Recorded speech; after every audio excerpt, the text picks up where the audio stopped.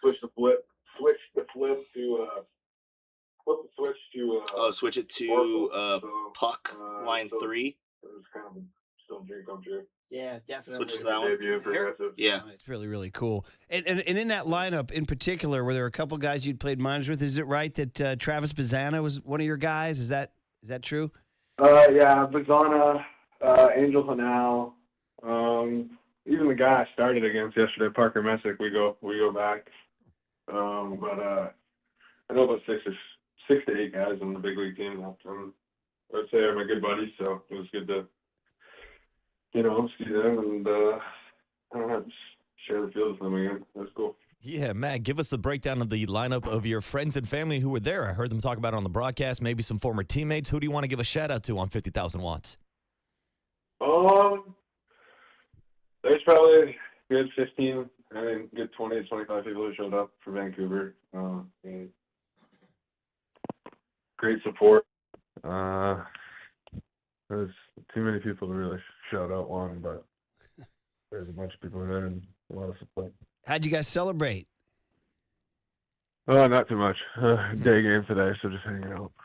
But just hung out with the friends and family, and then pretty much it. Oh, man, it's good stuff. We're talking to Matt Tugboat Wilkinson here on the UMA guest line. Bright and early out in Cleveland. They got a day game today, so he's about to get on that team bus, and we're thankful to the Giants for making some time. So let's talk about on the mound, your game plan. If I'm right, you threw 25 pitches? I think it was 18 or 19 fastballs. Was it 3 sliders, 3 changeups? I don't know. That's what the data tells me. Is that it? Are you going to attack with the fastball? That's your bread and butter? Yeah, I feel like that's it. My fastball's hard to hit. It's not the hardest. It's different, but that was the plan yesterday. I just didn't really have too much working. I was just, a little sped up early, but just trying to attack and be in the zone, and nothing was really hit hard yesterday. I only threw 18 fastballs, so that was some good feedback. But other than that, just whatever I can to get ahead and put the team in a position to win. Matt, we've heard these stories about the origin name for the Tugboat nickname, but I'm fascinated by the Invisible. Where'd that come from? Who named that pitch? Like, how does that describe your fastball? I didn't really know about it until I got to Cleveland, and then everyone started to talk about it there, and kind of took off from there after my first year of pro ball. And because I went to junior college, metrics weren't really a big thing. Money wasn't. The school couldn't really afford any metrics or TrackMans, so I was kind of just oblivious to my stuff. I just thought I had good compete, and didn't really realize that I had a really good pitch, and kind of just went on from there as soon as I got to Cleveland, and then their player developments, that's kind of what they took on with it and ran with it. Now, there's an old saying in baseball that hitters will tell you how your stuff is. Have you had conversations with hitters about how deceptive that fastball is, or how it looks to them coming out of your hand? Because obviously you're not able to see it while you're throwing that invisible. Yeah, no, I've heard a lot that it just gets on you quick, and it's hard to see. Good deception on it. I mean, I take all that with. Obviously, I love hearing that stuff, but it's also a confidence boost when hitters say it's tough to see. It's just, I don't know, pitch with confidence and be in the zone. Definitely. Love a hitter saying, man, I can't see you. That's Matt Tugboat Wilkinson is the voice you hear on the UMA guest line after 2 clean innings in his major league debut, part of the new wave of Giants players that are going to be arriving, I imagine, the next year or two. A little bit about yourself. You grew up in Vancouver, Canada. Where's hockey in the Tugboat resume? You get on the skates? Not too much. I'm more of a baseball, football guy. Okay. But do you are the Canucks a part of your life? Do you root for them? Yeah, I'd say.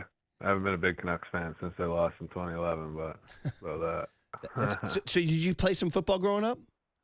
Yeah, I did. What were you? How far did you go with that? Did you get into high school, or was that a younger age? I stopped after 14 or 15. And I'm guessing, I'm profiling here because you're a big guy. Were you O-line, D-line? That's what everyone says. But no? Wide receiver? No, tight end. I was athletic, but whatever. Actually, tell you the truth. Everyone wants to go that route, but whatever you guys say. To tell you the truth, Matt, how about QB based on that left arm of yours? Nah, I threw football right-handed.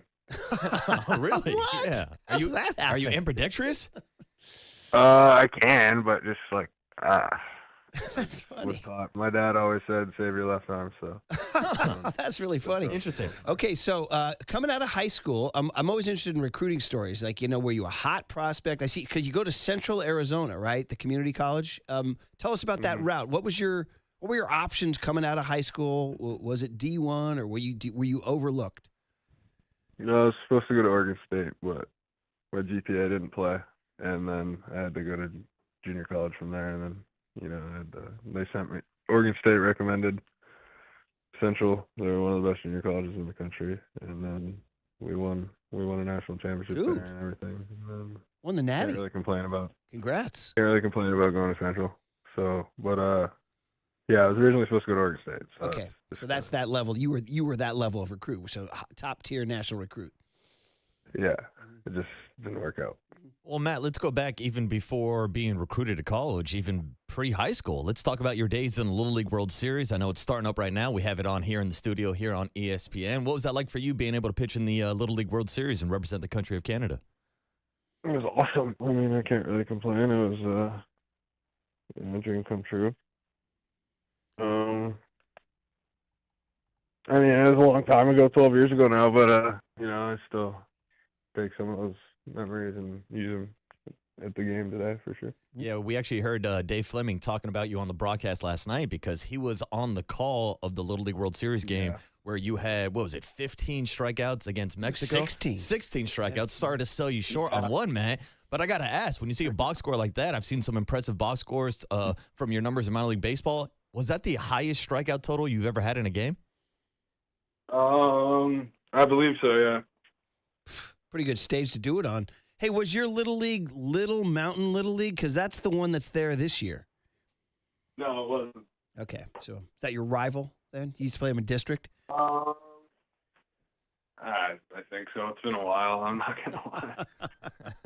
All right. Well, it's pretty exciting anyway. There's a Vancouver team there. I think they took it on the chin yesterday, I think, from Seoul, South Korea, but we'll continue to follow that. Yeah. Now, Matt, you not only got to represent Canada in the Little League World Series, but also recently in the World Baseball Classic. Was that a similar type experience, being able to represent Canada like that? Yeah, it was. It was awesome. Dream come true. Getting to see how just play for your country at the highest level, and it's cool. Hopefully, I get to do that again. Yeah, and obviously you still like to rep Canada. I saw yesterday you had a Canadian flag on your glove while making your Giants debut. If I had to ask you the typical sports radio question, who would be your Mount Rushmore of Canadian baseball players, your top 4 Canadian baseball players of all time? Of all time? Yeah, or maybe just 4 of your favorite.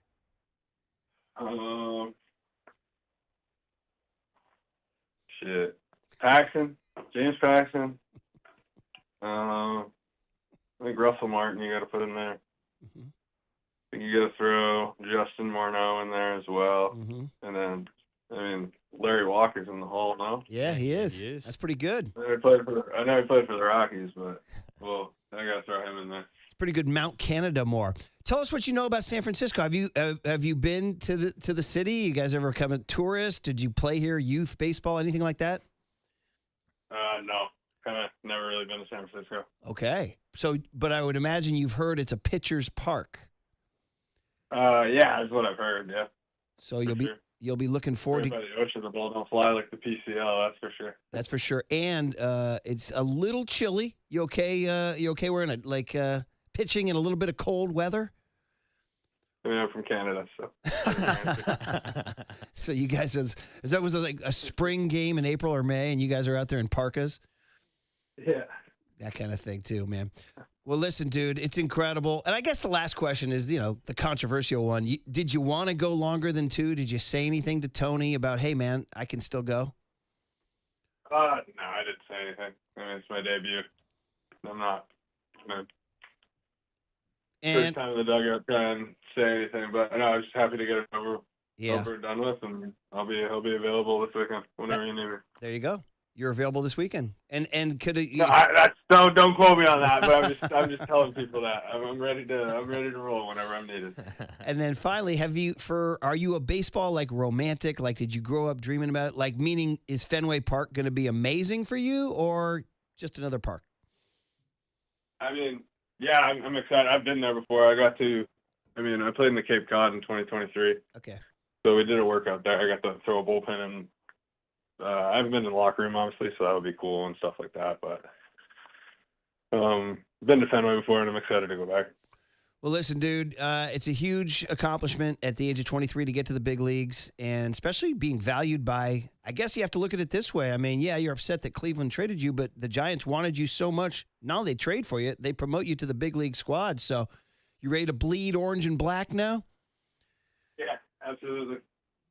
All right, buddy. Well, listen, thanks for the bright and early hit. Congrats on your debut, and we'll meet you when you get back to town. Yeah, thank Tugboat. Thank you. I appreciate it. There he is, Matt Tugboat Wilkinson. There it is. On the UMA guest line. Giants debut and his Murph and Marcus debut. Bright and early on the Sports Leader. KNBR, the Sports Leader.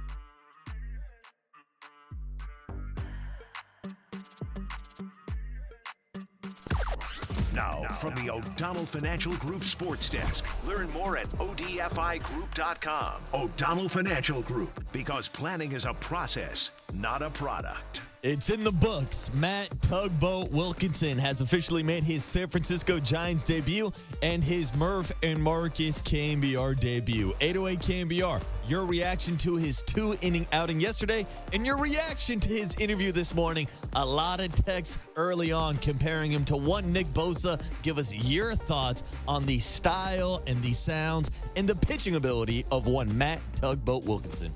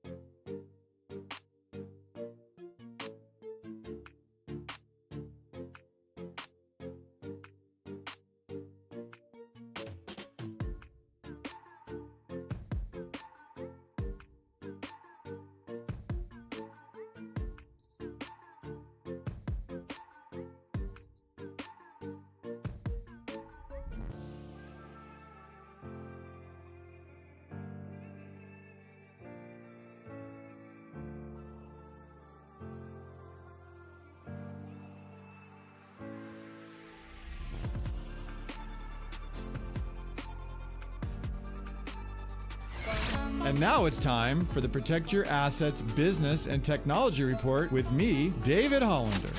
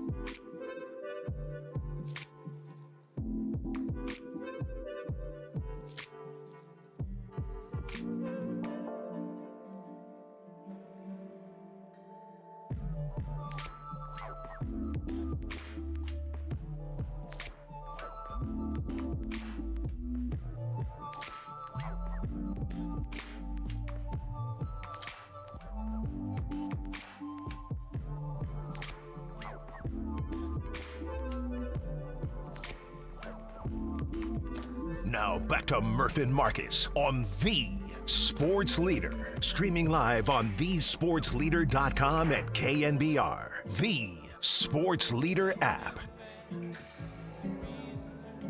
Nathaniel Lowe, veteran, left-handed hitter with power. And he swings it. It's a smash up the middle, past the mound, behind second and shallow center. It's gloved by Adames. He spins around from center, makes a one-hop throw to first in time for the out, and the inning is over, and that's a 1-2-3 inning, the debut inning for Tugboat Wilkinson and his family. Showing him on the monitor, they are overwhelmed. Hey, man, it counted as a big deal in this lousy Giants season. A trade that was made on May 9th yields in a pitcher on the roster on August, what was last night, the 19th. And he threw 2 shutout, and quite frankly, hitters didn't look super comfortable against him, even though his velocity is not Nolan Ryan, Justin Verlander. He's got that invisible, and plus he inspires Walt to come back with Christopher Cross's sailing inexplicably. Sailing through 2 innings, Walt? Is that it? What are we going with there? You just had it Jones. Yes, sailing. Yacht rock, tugboat. Come on. Hey, it works. Yachts, tugboats. I got you. Close enough. They're both on the They're water. boats. Yeah, there's Okay, floats. okay. All right. They We'll are work with- transportation devices on the water. If it gets me the moody, nostalgic sailing, I'll take it. Hey, our guest list, which came on at 6:03 this morning, including already Tugboat Wilkinson, check. Hey, what can you call? Should I call you Matt or Tugboat? Whatever, man. Yeah, your Whatever choice. you want, man. Uh-huh. Kirk Reeder at 6:50, Larry Bear at 7:30. We're gonna pin him down about these beer prices. Todd Husak at 8:15. And the cooler of content, because we have an early game, 9:10, Landon Roop on the mound. And that guest list is sponsored by El Cerrito Honda. More than just a car dealership, we are family. So we learned a couple things about him. We know, of course, the Little League World Series situation. But I was looking at his background last night, and I was like, wait, Central Arizona. I was like, I don't even know Central Arizona. It's a JC. I didn't know that. Shout out Tony Vitello on Sunday, right? Yeah, now this is I wonder if some JUCO Tugboat was like, baseball. yo, what are you talking about? But I was like, so, coming out of high school, was he that obscure that he went to Central Arizona? No. He was an Oregon State recruit, and that's top 10 program in the nation. Well, So that was good. But his quote, my GPA didn't play, it was a pretty funny quote. yeah. But that showed you, so this isn't like a fluke. Like, this guy was a premium recruit coming out of high school. Yeah, and I'll say this, Tugboat, I was in the same boat when it came to my GPA coming out of high school as well. I understand. So I understand where he's coming from. Marcus, but my GPA didn't play, Boucher. yeah.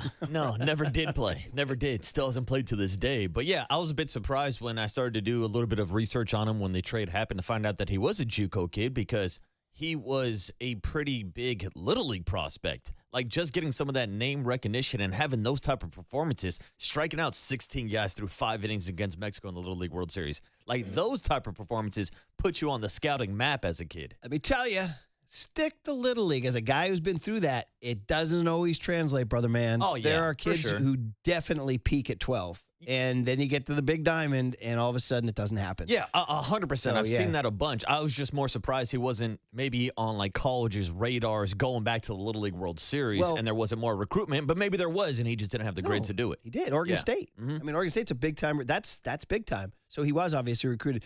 Who's that kid from the Chris Sale kid from South Dakota a few years ago? Remember that kid? Gavin Weir. I think that was his name. Gavin Weir. You got to check where that guy is now because he was unhittable. He was like the best, other than illegal Danny Almonte. He was like the best pitcher I've seen at the Little League World Series.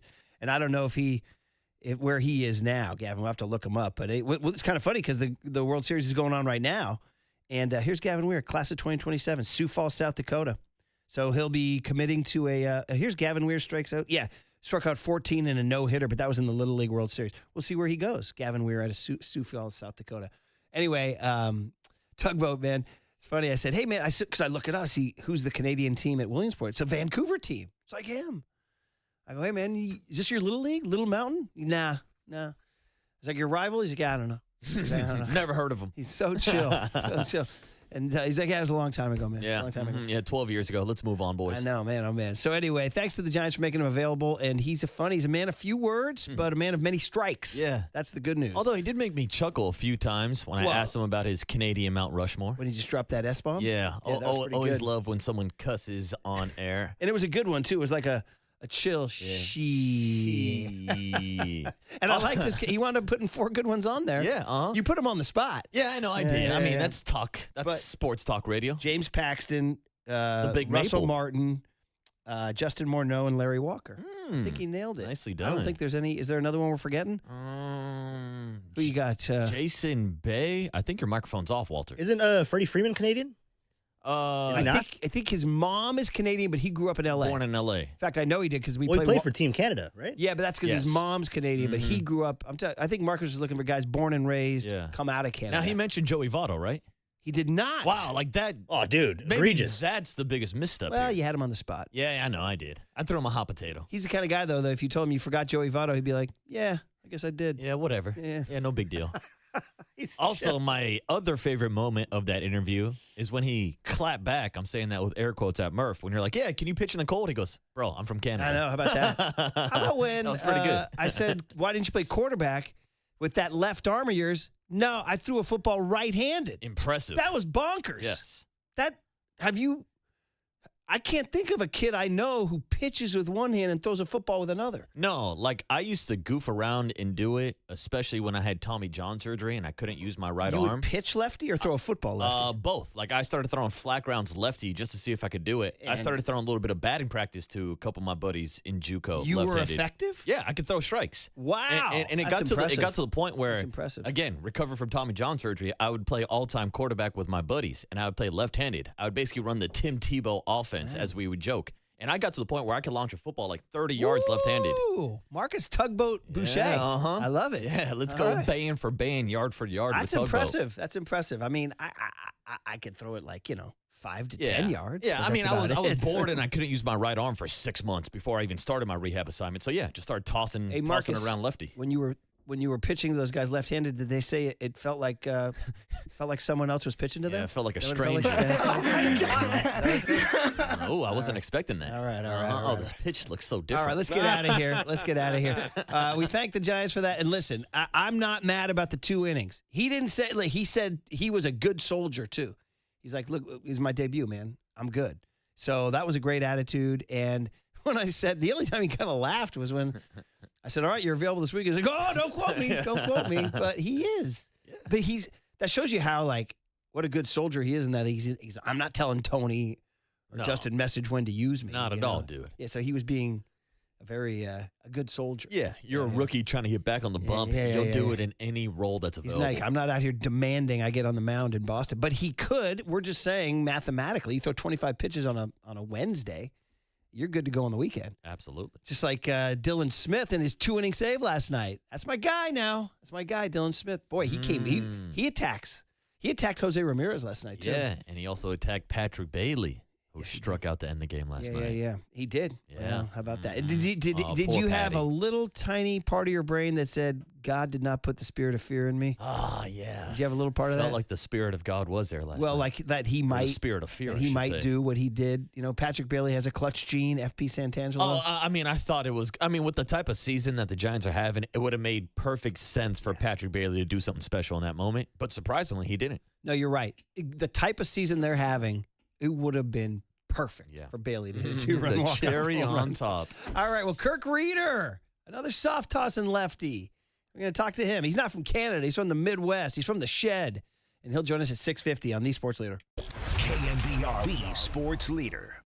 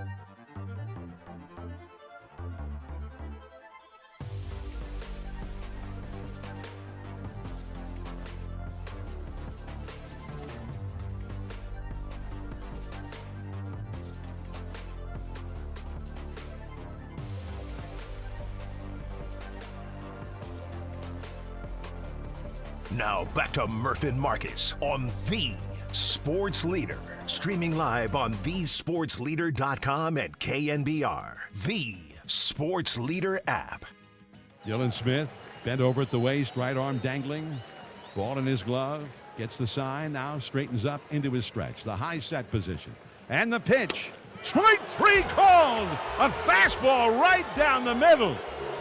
The game is over, and the Giants have won it 1-0. And Patrick Bailey was not able to get a swing off. It was well above the knees and down toward the middle of the plate, and he froze right in there. Game over. John Miller on the call. Giants get that rare win, only their 52nd win of the year. The only teams with fewer wins. The Rockies have 50. The A's have 49. The Angels have 50. And that's it, bro. That is it. Wow. It is some slim picking. So you probably remember each one of the 52. You treasure them like bottles of wine. The memory-making business. 11 to go, buddy, to avoid 100 losses. They go this morning at 10:10 a.m. We're going to do the pregame at 9:10. Landon Roop's got to try to match Tugboat Wilkinson. See if he can and get inspired, or match Adrian Hauser, who all of a sudden looks like a dude. Dude, Hauser hitting 98 on the gun 98, yesterday. and guys, talk about hitters tell you how your stuff is. Guys are not hitting him. He is on a roll. His ERA since July 1 is in the ones, bro. So, whatever they did to tick this guy off by sending him to the bullpen, it worked. Yeah, he's definitely pitching with a chip on his shoulder right now. And yesterday they used the strategy of using Tugboat as an opener. And you want to talk about the different looks that you're getting from Matt Tugboat Wilkinson throwing 89-90 from the left side, soft toss and cheese in there, to Adrian Hauser coming in from the right side throwing 97-98. Like, that's a good little duo, a good pairing of different pitch selections from Adrian Hauser versus Matt Wilkinson. In terms of him only going 2 innings, and it upset some people on social media, again, I'm not getting upset about this season. Are you kidding me?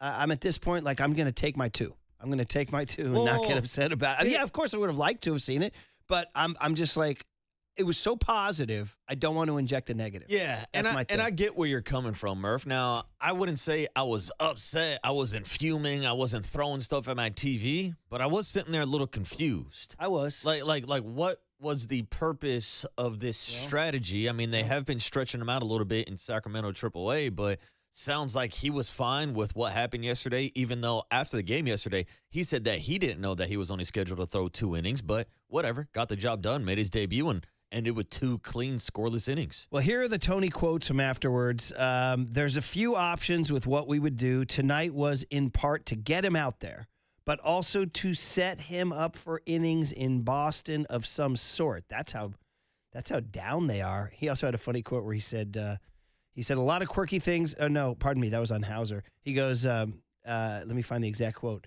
God darn it, I can't find it. He says his family and friends wanted to, quote, slice my head off. That's what he said. He goes, I'm sure they wanted to slice my head off for only taking him for 2 innings, but I understand there's a plan. His mom said, we understand there's a plan. Whatever's going to happen is going to happen. And so there is quotes from Vitello saying, acknowledging the fact that it was a little unusual to pull him after 2 innings, but he said, let's just go with it. Yeah, so it sounds like without them actually saying that the plan is to use him in a bit of a hybrid role kind of role, where maybe he is an opener, maybe he is a bullpen arm. I mean, you traded away Eric Miller, so you always need more left-handed arms in the bullpen. Maybe that's how we see him this weekend in Boston. Maybe he slides into Carson Winston's spot. I don't know. Yeah. Either way, it was fun. But either way, that's the deal. We're talking mostly Tugboat this morning in the first hour. Obviously, the 49ers play tonight, and we'll get to that with Todd Husak at 8:15. But we did surprisingly get a chance to talk to Tugboat at 6:05, so we seized that opportunity, and we booked Kirk Reeder yesterday to talk, one soft toss and lefty to another, plus any chance to catch up with Woody is a good chance. So we're calling the Shed next on The Sports Leader. KNBR, The Sports Leader. Time for your Bay Area Chevy dealers traffic update.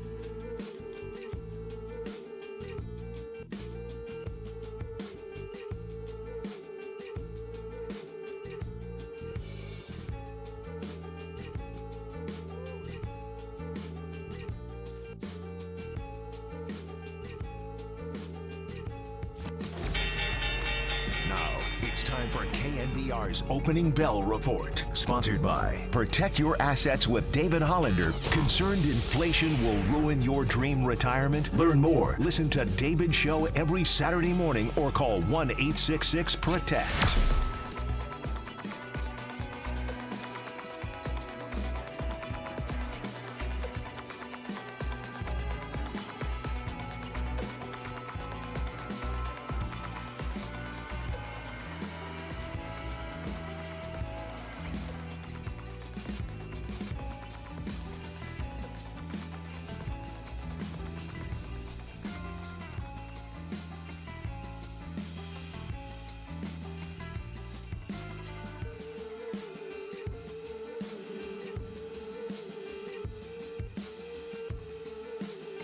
Listen to the sports leader anytime, anywhere. Download KNBR, the sports leader app. Murph and Marcus continue live from the Casino Matrix Progressive Jackpot Studios. Casino Matrix. Progressive jackpots are here. Where are you? Just drop in. 1-800-GAMBLER.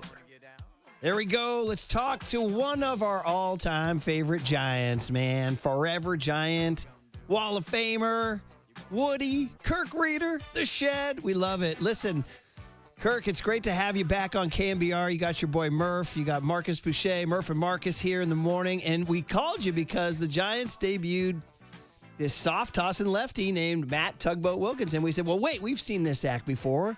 The winningest lefty in Giants history was Kirk Reeder, and he didn't throw 105 miles an hour. So we're glad you kept your phone on and answered our producer's call. So welcome back, Woody. How you doing, man? Hey, what's up, Woody? Oh, I am doing great. Yes, I saw it. I'm impressed. I just like the nickname. I think that might be a better nickname than mine. So, I mean, honestly, it goes a little bit, doesn't it? You get a little nickname that it kind of helps your little helps you with the fans, doesn't it, Woody? oh yeah. And hey, as long as he keeps doing what he did yesterday, they'll love him. So. Yeah, Woody, Murph and I were actually having this discussion yesterday on the best Bay Area nicknames of all time. Now, the Giants organization themselves, from the Say Hey Kid to Woody to the Freak, have had some great nicknames. Do you have a favorite Bay Area sports nickname? Oh, I'm always going to go with Willie. I mean, that was my guy. Yeah. I mean, that's what me and Marquise Grissom, every time we'd walk in the clubhouse the last years when we had Marquise on our team, that was all we'd say. We'd just start screaming, "Say hey, say hey." Oh man. Well, we've heard those stories about you and Willie and the great friendship you guys had and getting that shirt and all that good stuff. So, well, listen, Kirk, when you play, baseball is the same game it's been for 150 years, but it's also changed in terms of analytics, metrics, how we measure these things. Because now we know the speed of every single pitch that's thrown, right?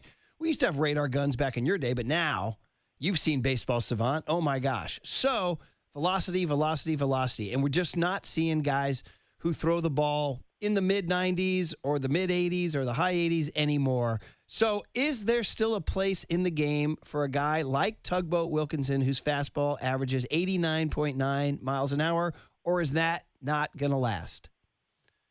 I think there's always room. I mean, and I help some kids now. I don't know what I can really help them with, but I do try and teach them something here with pitching lessons. But I always kid them. I'm like, hey, I know everybody is crazy about velocity right now, but the higher you get up, it will matter how hard you throw, but if you don't get people out, you're not going to pitch, because however high you go up, the managers and the organization still got to win games. So I'm always like in that boat of, hey, if you get guys out, there's a place for you.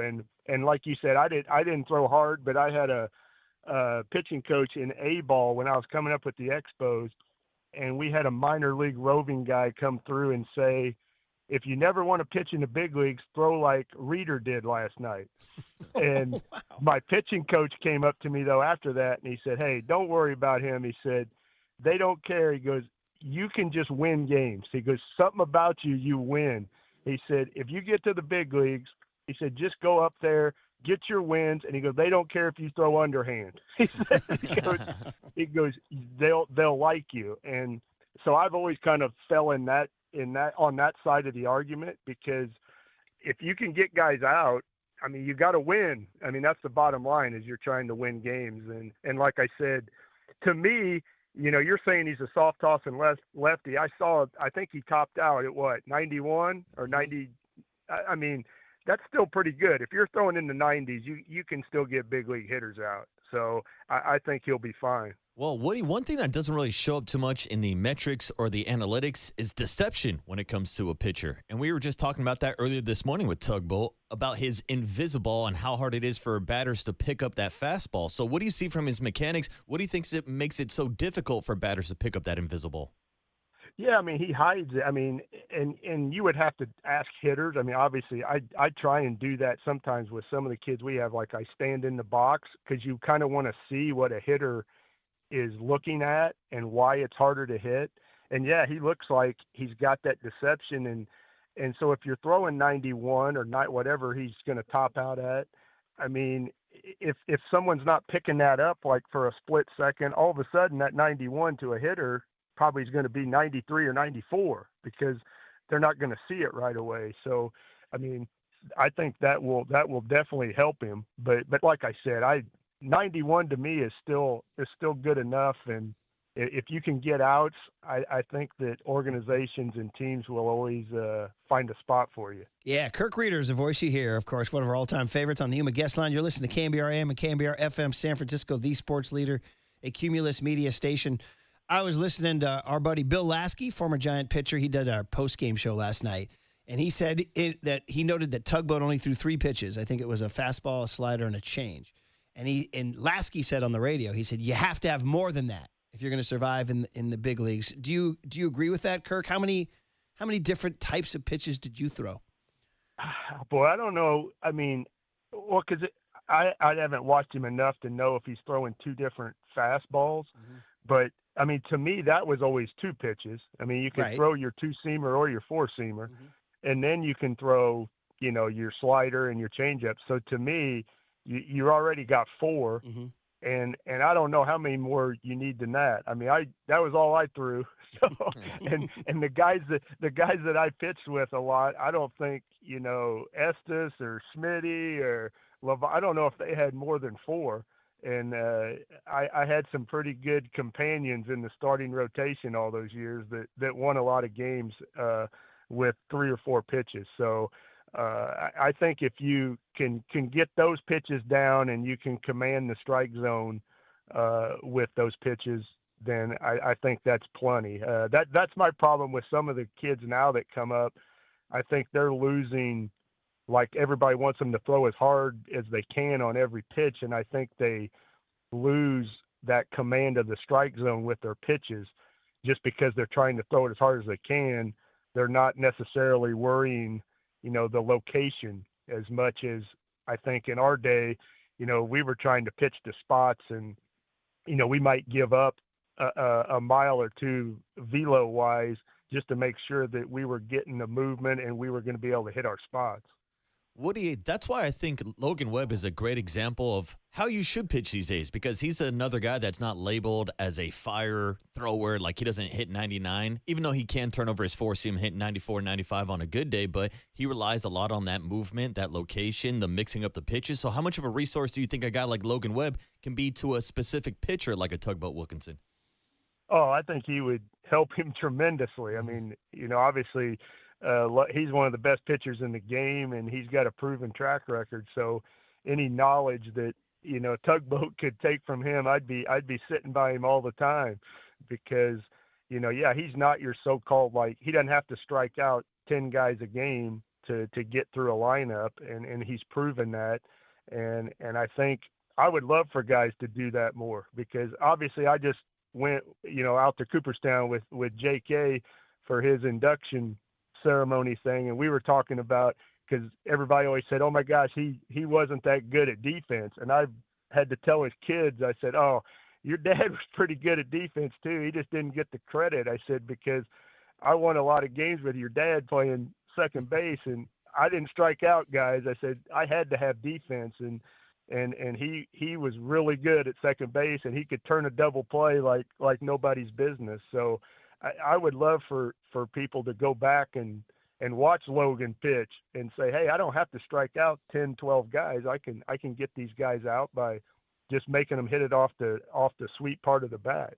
I love it. Kirk Reeder's voice. By the way, quick digression on that. You were talking to his kids, and then after you talked to his kid became a Giant. Caden Kent got traded to the Giants. Did you, I don't know if you're stay in touch with Kent and or followed his son or followed that trade? Did that kind of a fun one?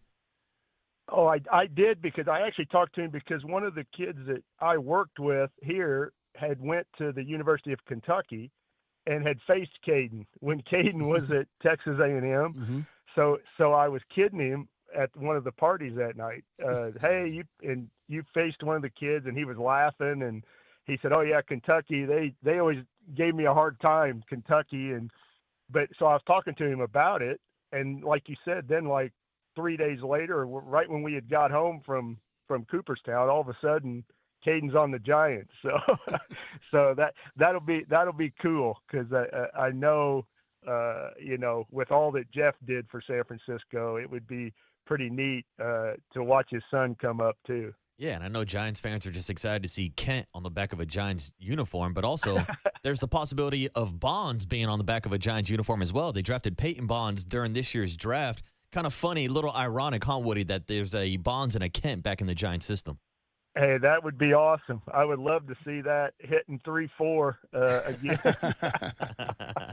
Oh, I could have flashbacks. Those two guys won me a lot of games. Oh man, good stuff. Well, you had two daughters, right? So I guess no drafting. They didn't get drafted by the Giants. No drafting. Hey, Woody, speaking of drafting, would you get drafted today with your arsenal? Oh man, I don't know. It would be tough. It would be really tough with only the 20 rounds. I mean, it's shrinking so much, because in my day we had like 60 rounds, I think was what it was, and I was an 18th or a 9th. I always forget what I was. I don't know. Some of my baseball cards told me I was an 18th round pick, and other ones told me I was 19th. So, so I don't know what I really was, but I don't know. I don't know how my analytics are. I mean, I think my ball moved, but I didn't have the number. They weren't telling me, oh my gosh, it moved this much. Like you guys said, on every pitch. So I don't know if I would get drafted. I know Dusty always tells me that I wouldn't have won as many games for him now, because they wouldn't have let me face the lineup 3 times. Oh, that's interesting. So, yeah, that is interesting. So he always kids me. He goes, I don't know if those guys would have let you get through 5 innings. Yeah, that's interesting. because you might not have won as many games for me as you did back in your day. Woody, I wanted to circle back to something you said earlier in the conversation about younger pitchers relying on velocity and how everybody's obsessed with the radar guns. Now, I'm curious if you see a connection with maybe the walk issues that we're seeing in Major League Baseball. I mean, the San Francisco Giants this year have issued the 5th most walks in baseball. Do you think maybe there's an over-reliance on trying to get those velocity numbers instead of just focusing on throwing more strikes in the strike zone? Oh, I do, definitely. I mean, and I've kidded people. Now, I wasn't going to throw 94, 95, but if I would have just reared back and threw as hard as I could, I probably could have thrown 89, 90. I could have done that, but I didn't. That wasn't going to win me games. That wasn't going to control the strike zone for me. So I would take a little off, get more movement, and I would hit my spots. I mean, that's where I was trying to pitch to. And I don't think kids, like even in college, I mean, I've watched a lot of the SEC because, like I said, I had a kid at Kentucky. They're just throwing as hard as, and even their off-speed pitches, they're throwing it as hard as they can. And I don't think they're worried about location. And I really don't think they're worried about, hitting the black or hitting the outer third of a plate. I mean, that's what I kind of pitched to my whole career. I didn't want to throw it down the middle, but I think a lot of what they're teaching them now is, hey, we're going to throw this as hard as you can. Your sliders, your off-speed pitches, we want it to spin, get movement, and we want the velo, and we'll worry about the other, but I think that's why pitch counts are so high too. I mean, I don't think if you're doing that, it's almost like you're telling them to strike guys out all the time, and you'll run your pitch count up pretty good, even if you're having a good day, even if you're striking guys out, your pitch count's probably going to be high. Well, you made a reference to working with kids. What do you have your own thing? Who you coaching? I help, well, you'll probably remember him because he played like 18 years, but he was older than me. But Gary Gaetti, sure, that was with the Twins yeah. For a long time. Mm-hmm. He lived close to me. We grew up, but he's like 10 years older than me, or 12. I don't even know what he is. But he opened an academy like 5 or 6 years ago close to our hometowns. And so I go over there and help him with the pitchers. Obviously, I'm not going to help him with hitters. Hey, man. I'll let him handle the hitters. I remember a couple of Woody knocks. I do. Hey, but so what ages? Is it all ages or just high school kids? Or all ages. We just had a kid that, like I said, this kid went to Kentucky. He got drafted by the Braves in the 20th round. So that was our first draft pick. Okay. Put him on the wall.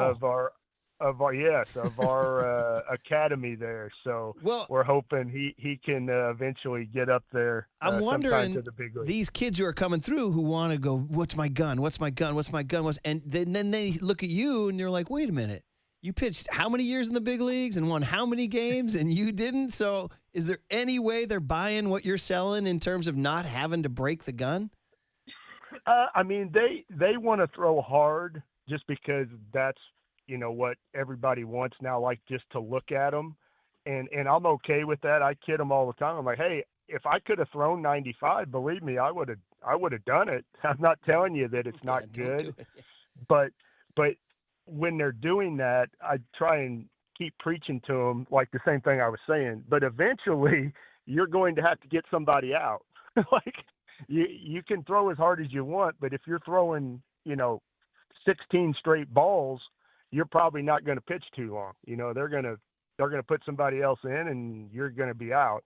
So I try and incorporate hey, throw hard, what you're feeling comfortable with. But then we got to get you to throw pitches where where they're going.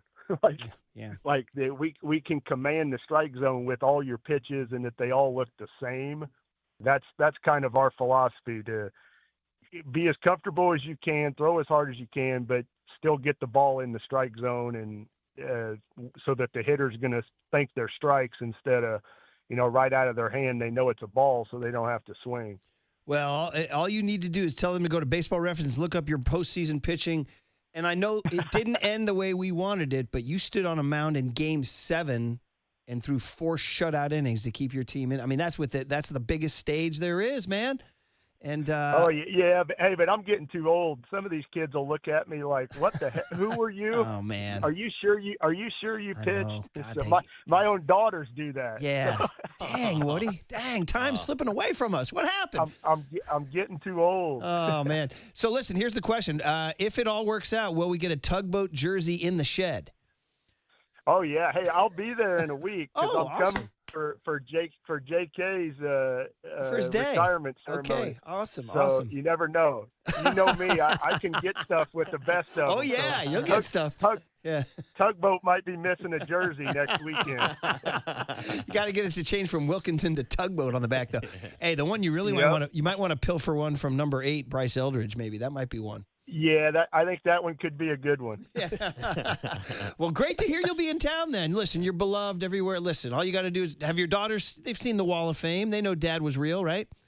Oh, yeah, I can always point to that. Okay, all right. We just had a big old one with Buster and Brandon Crawford and that whole crew. They went in last week. Yeah, you had the whole infield. You had everybody there. Put them in en masse, yeah.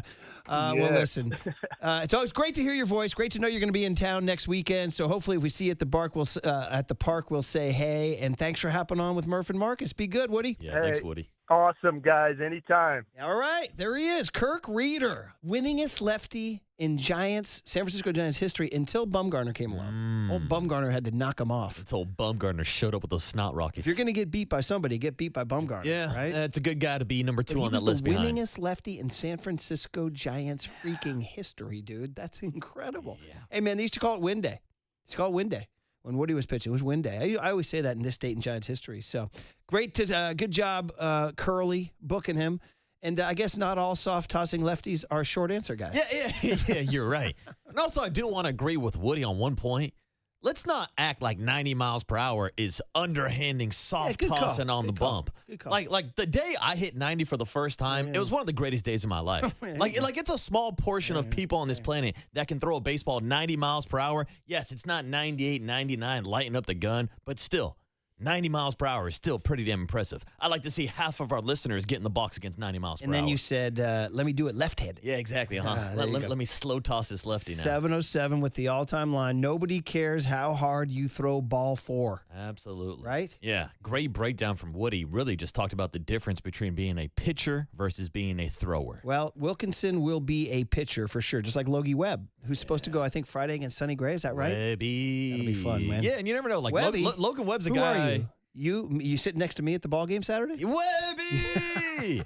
But I was going to mention, like, even when Webby first came up, he was a lot 91, 92. Over the last couple of years, he's added a little bit of size. He can flip that four-seam over, get up to 94, 95. So you never know. These guys are young. They can always add an extra mile or 2 on the velo gun if needed, maybe down the road. In my awesome new box score email that I get, and I'm just marinating in it. I was looking, what he was talking about, how they wouldn't let him go 3 times through the lineup. I just did a quick scan of every starting pitcher. Only one starter went 7 innings last night. Only one. Aaron Nola. That was it. Yeah, it doesn't happen anymore. No, that's incredible, dude. I mean, these two, you roll. He showed up to the park. I need 7 out of you today, kid. Only one guy in the entire Bigs did it last night. Yeah, but don't forget about Kyle Freeland the other night going 8 solid against the Giants. Dang. Yeah, Kyle Freeland of all people. Too soon, Marcus. Kyle Freeland. Too soon. Kyle Freeland. All right, we haven't even mentioned the freaking 49ers. Buddy Kennedy. Let's get ready for tonight's game. Little 49ers. Larry Bear at 7:30. We're going to hammer him about the beer prices. Todd Husak at 8:15. Early dismissal today. 9:10 pregame, 10:10 first pitch. We'll do the pregame. So fun Thursday on The Sports Leader. KNBR, the Sports Leader.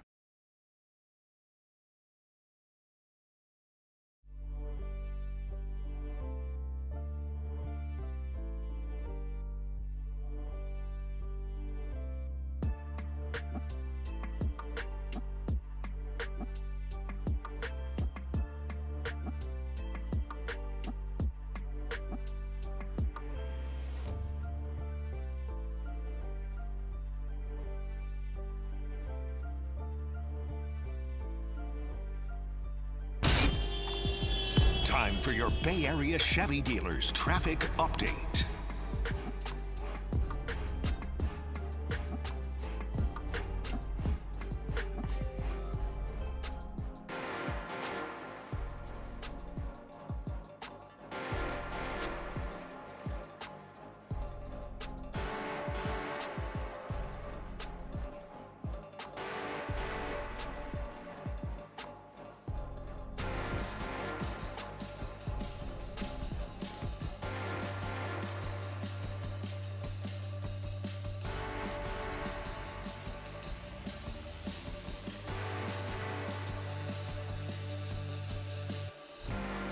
Hey, let's head out over the Altamont to my friends at River Islands. I'll meet you at the boathouse. We'll get going. Have a pop, have a club sandwich. Let's go. Summertime, baby. Summertime at River Islands. Great time to discover the islands. They're located, as I mentioned, in Lathrop, right over the Altamont, the best-selling lifestyle community in Northern California. Currently, there are 15 model complexes open for touring. That gives you lots of choices that you're looking for in size, location, and price. Take your pick from the neighborhoods. What do you want? Built alongside a lake? You want near a park or a trail or looking out on the San Joaquin River?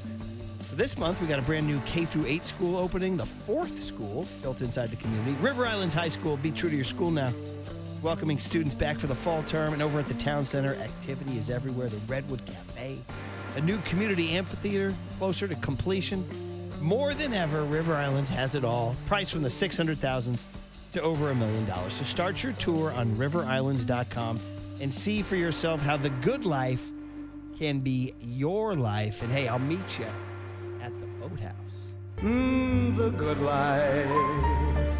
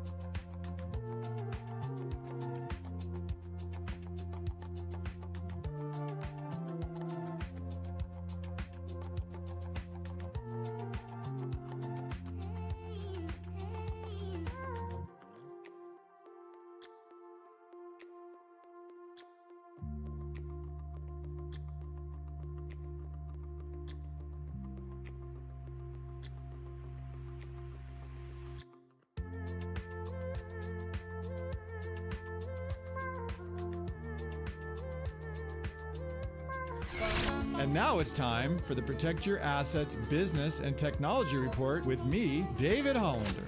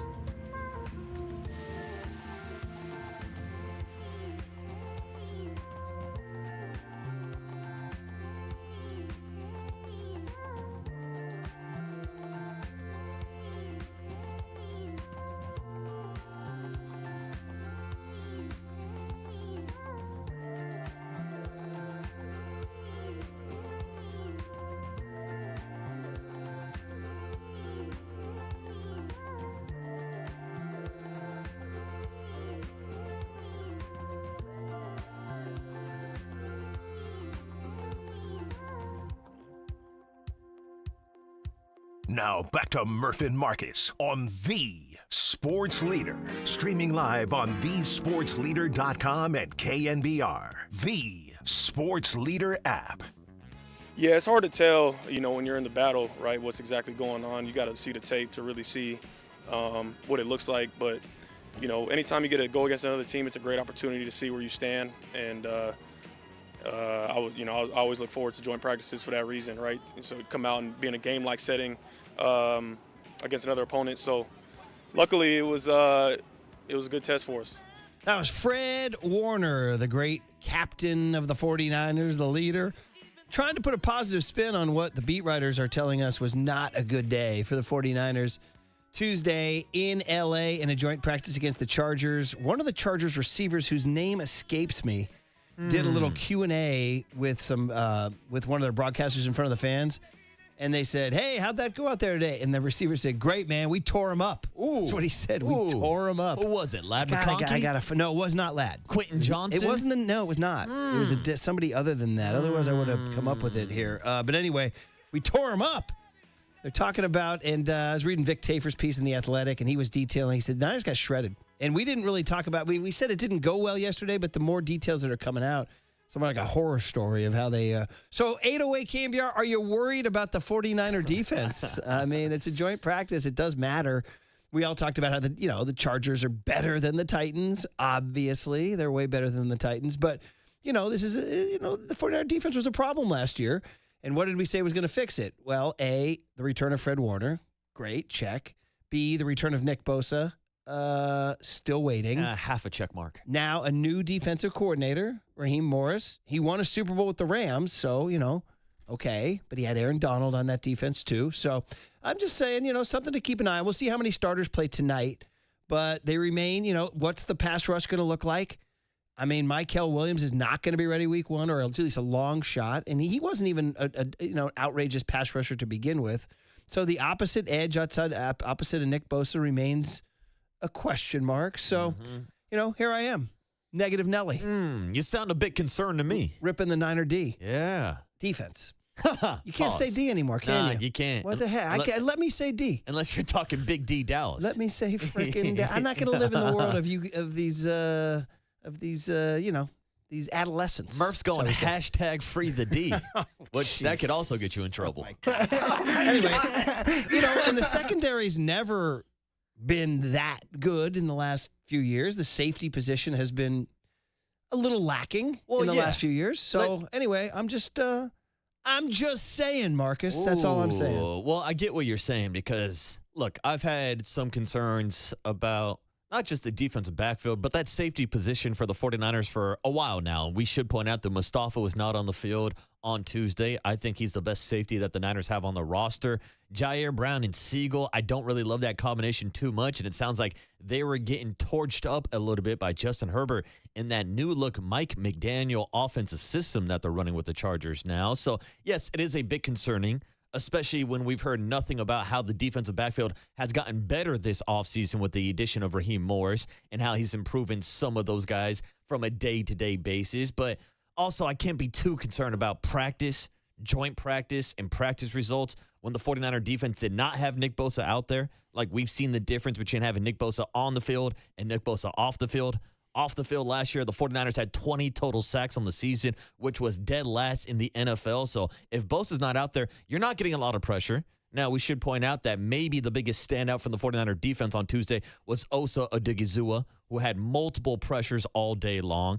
He, in my opinion, is the best offseason addition that the 49ers have made because of the fact that he can get pressure from the inside and because they need bodies desperately on that defensive line. So I'll take that with a grain of salt also because it is just practice. But some of the takeaways, sounds like the Chargers got the better of the 49er defense, a 49er defense that we're all expecting to bounce back this year with the return of Fred Warner, Dre Greenlaw, Nick Bosa, and others. I'm looking at a couple of texts. 707, it's freaking practice, man. JC, 209, it's practice. Does it really matter?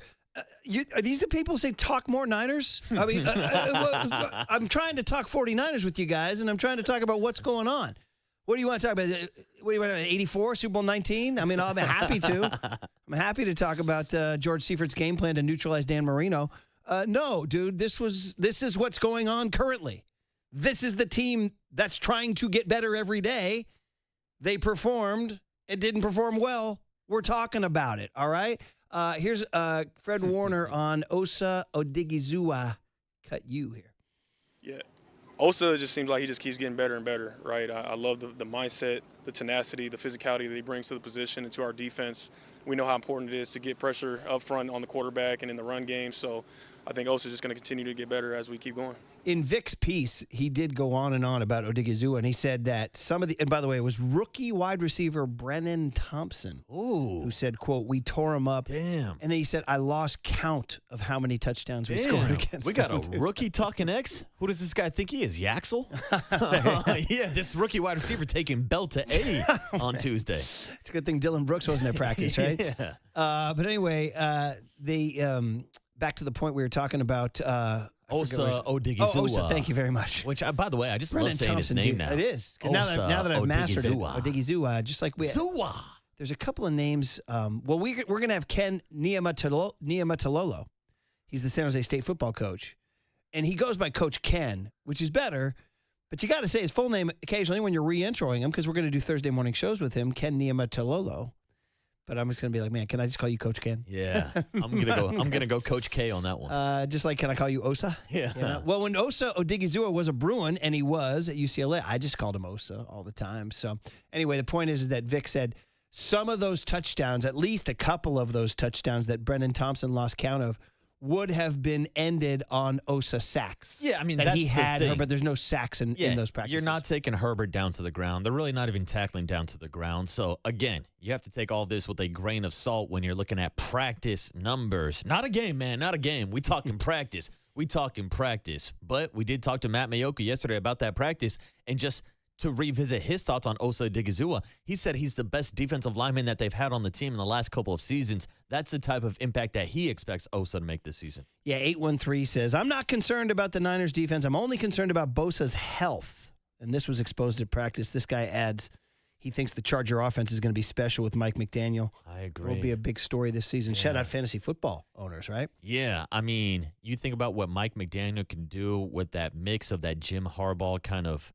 in-your-face, run the ball down your throat system, pair that up with the play-action game. I think it's going to be a big year for Herbert, Ladd McConkey, and that entire offense. So who's going to sack the quarterback this year, man? Is Osa? But he's not a huge sack guy. He's a quarterback. Here comes Osa. He's a pressure guy. Yes. He doesn't have huge sack numbers in his career. Is Romello Height? I mean, he's a kid, but I mean, he can perform, I'm sure, but. Yeah, I mean, he's the guy that they drafted almost essentially as just a pass rush specialist. Like, I don't expect to see Romello Height early on. Keon, if he's healthy, ready to go. Sam Okawanu? Yeah, I mean, Mykel Williams when he eventually gets back, but I still think he's better against the run than he is at getting pressure. I actually prefer it when they slide him inside. Maybe they can get some pressure up the middle, pairing him and Osa up, and then having Keon White and Nick Bosa on the outside, but that's why we've been talking about maybe bringing in a veteran guy like a Joey Bosa that's hanging out in Florida right now, or even signing a guy like Von Miller, who even at 38 years old had 9 sacks last year. That's almost half the amount of total sacks they had as a team last season. Anyway, just something to talk about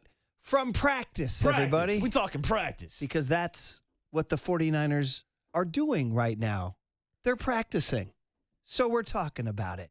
And they have a game tonight. They do. And we'll talk about that game tomorrow. And people say, it's a freaking exhibition game, man. Who cares? Yeah, at least we'll get to see some of the starters tonight. I'm going to tell any texter who says that he hates talking about practice results. I agree. I covered the NFL, and August is torture. It's freaking torture. You're just trying to get to the bell. You're just trying to get there. So we're all in the same boat. But if we're going to talk about it, we're going to talk about the fact that Bosa's not on the practice field. I got my guy Schmitty from Philadelphia texting me. He goes, I texted him the other because Arise hit a homer last night. I said, you done bitching and moaning about Arise? He goes, he was 0 for 17, man. I'm like, just stop. Stop, dude. It's baseball. The guy hit a freaking home run for you tonight, got 3 hits. Then he goes, you should be worried about McCaffrey's holdout anyway. I said, oh, is that it? That's holdout, huh? So Philadelphia. A lot of speculation from Smitty. Philadelphia, that's the story in the NFL now. The NFL believes that McCaffrey is holding in on the Niners. Oh, they believe Mike Florio. Huh? I'm going to go ahead and, remember I told you this, I'm leaving a part of my brain open to that. Listen, you watch all these guys get their money. You don't have any guaranteed money next year. Yeah. people like money. See, me personally, I'd rather talk about practice than holdings and speculations about holdings. 707, other didn't people's Von money. Miller sign with the Cowboys? Precisely. That's what we're talking about. That's what we talked We were about. saying, should the Niners have been in on him? Yes. Absolutely. I was saying that they could have signed a guy like Von Miller. Yeah, Could people have. checking in. That's what dude, people, 209, Von Miller signed already. Yeah, we talked about it even the day it happened. Yeah, we talked about it like minutes after it was reported. Today's not a good day with the texters. Man. Or this segment is not a good day with the texters. I think it's Walter with his burner accounts on, Right on the here, text giving line. you guys Niner content. We talked Von Miller 2 days ago and said Niners probably should have looked into it. Yeah. So Where were you 2 days ago, 707, huh?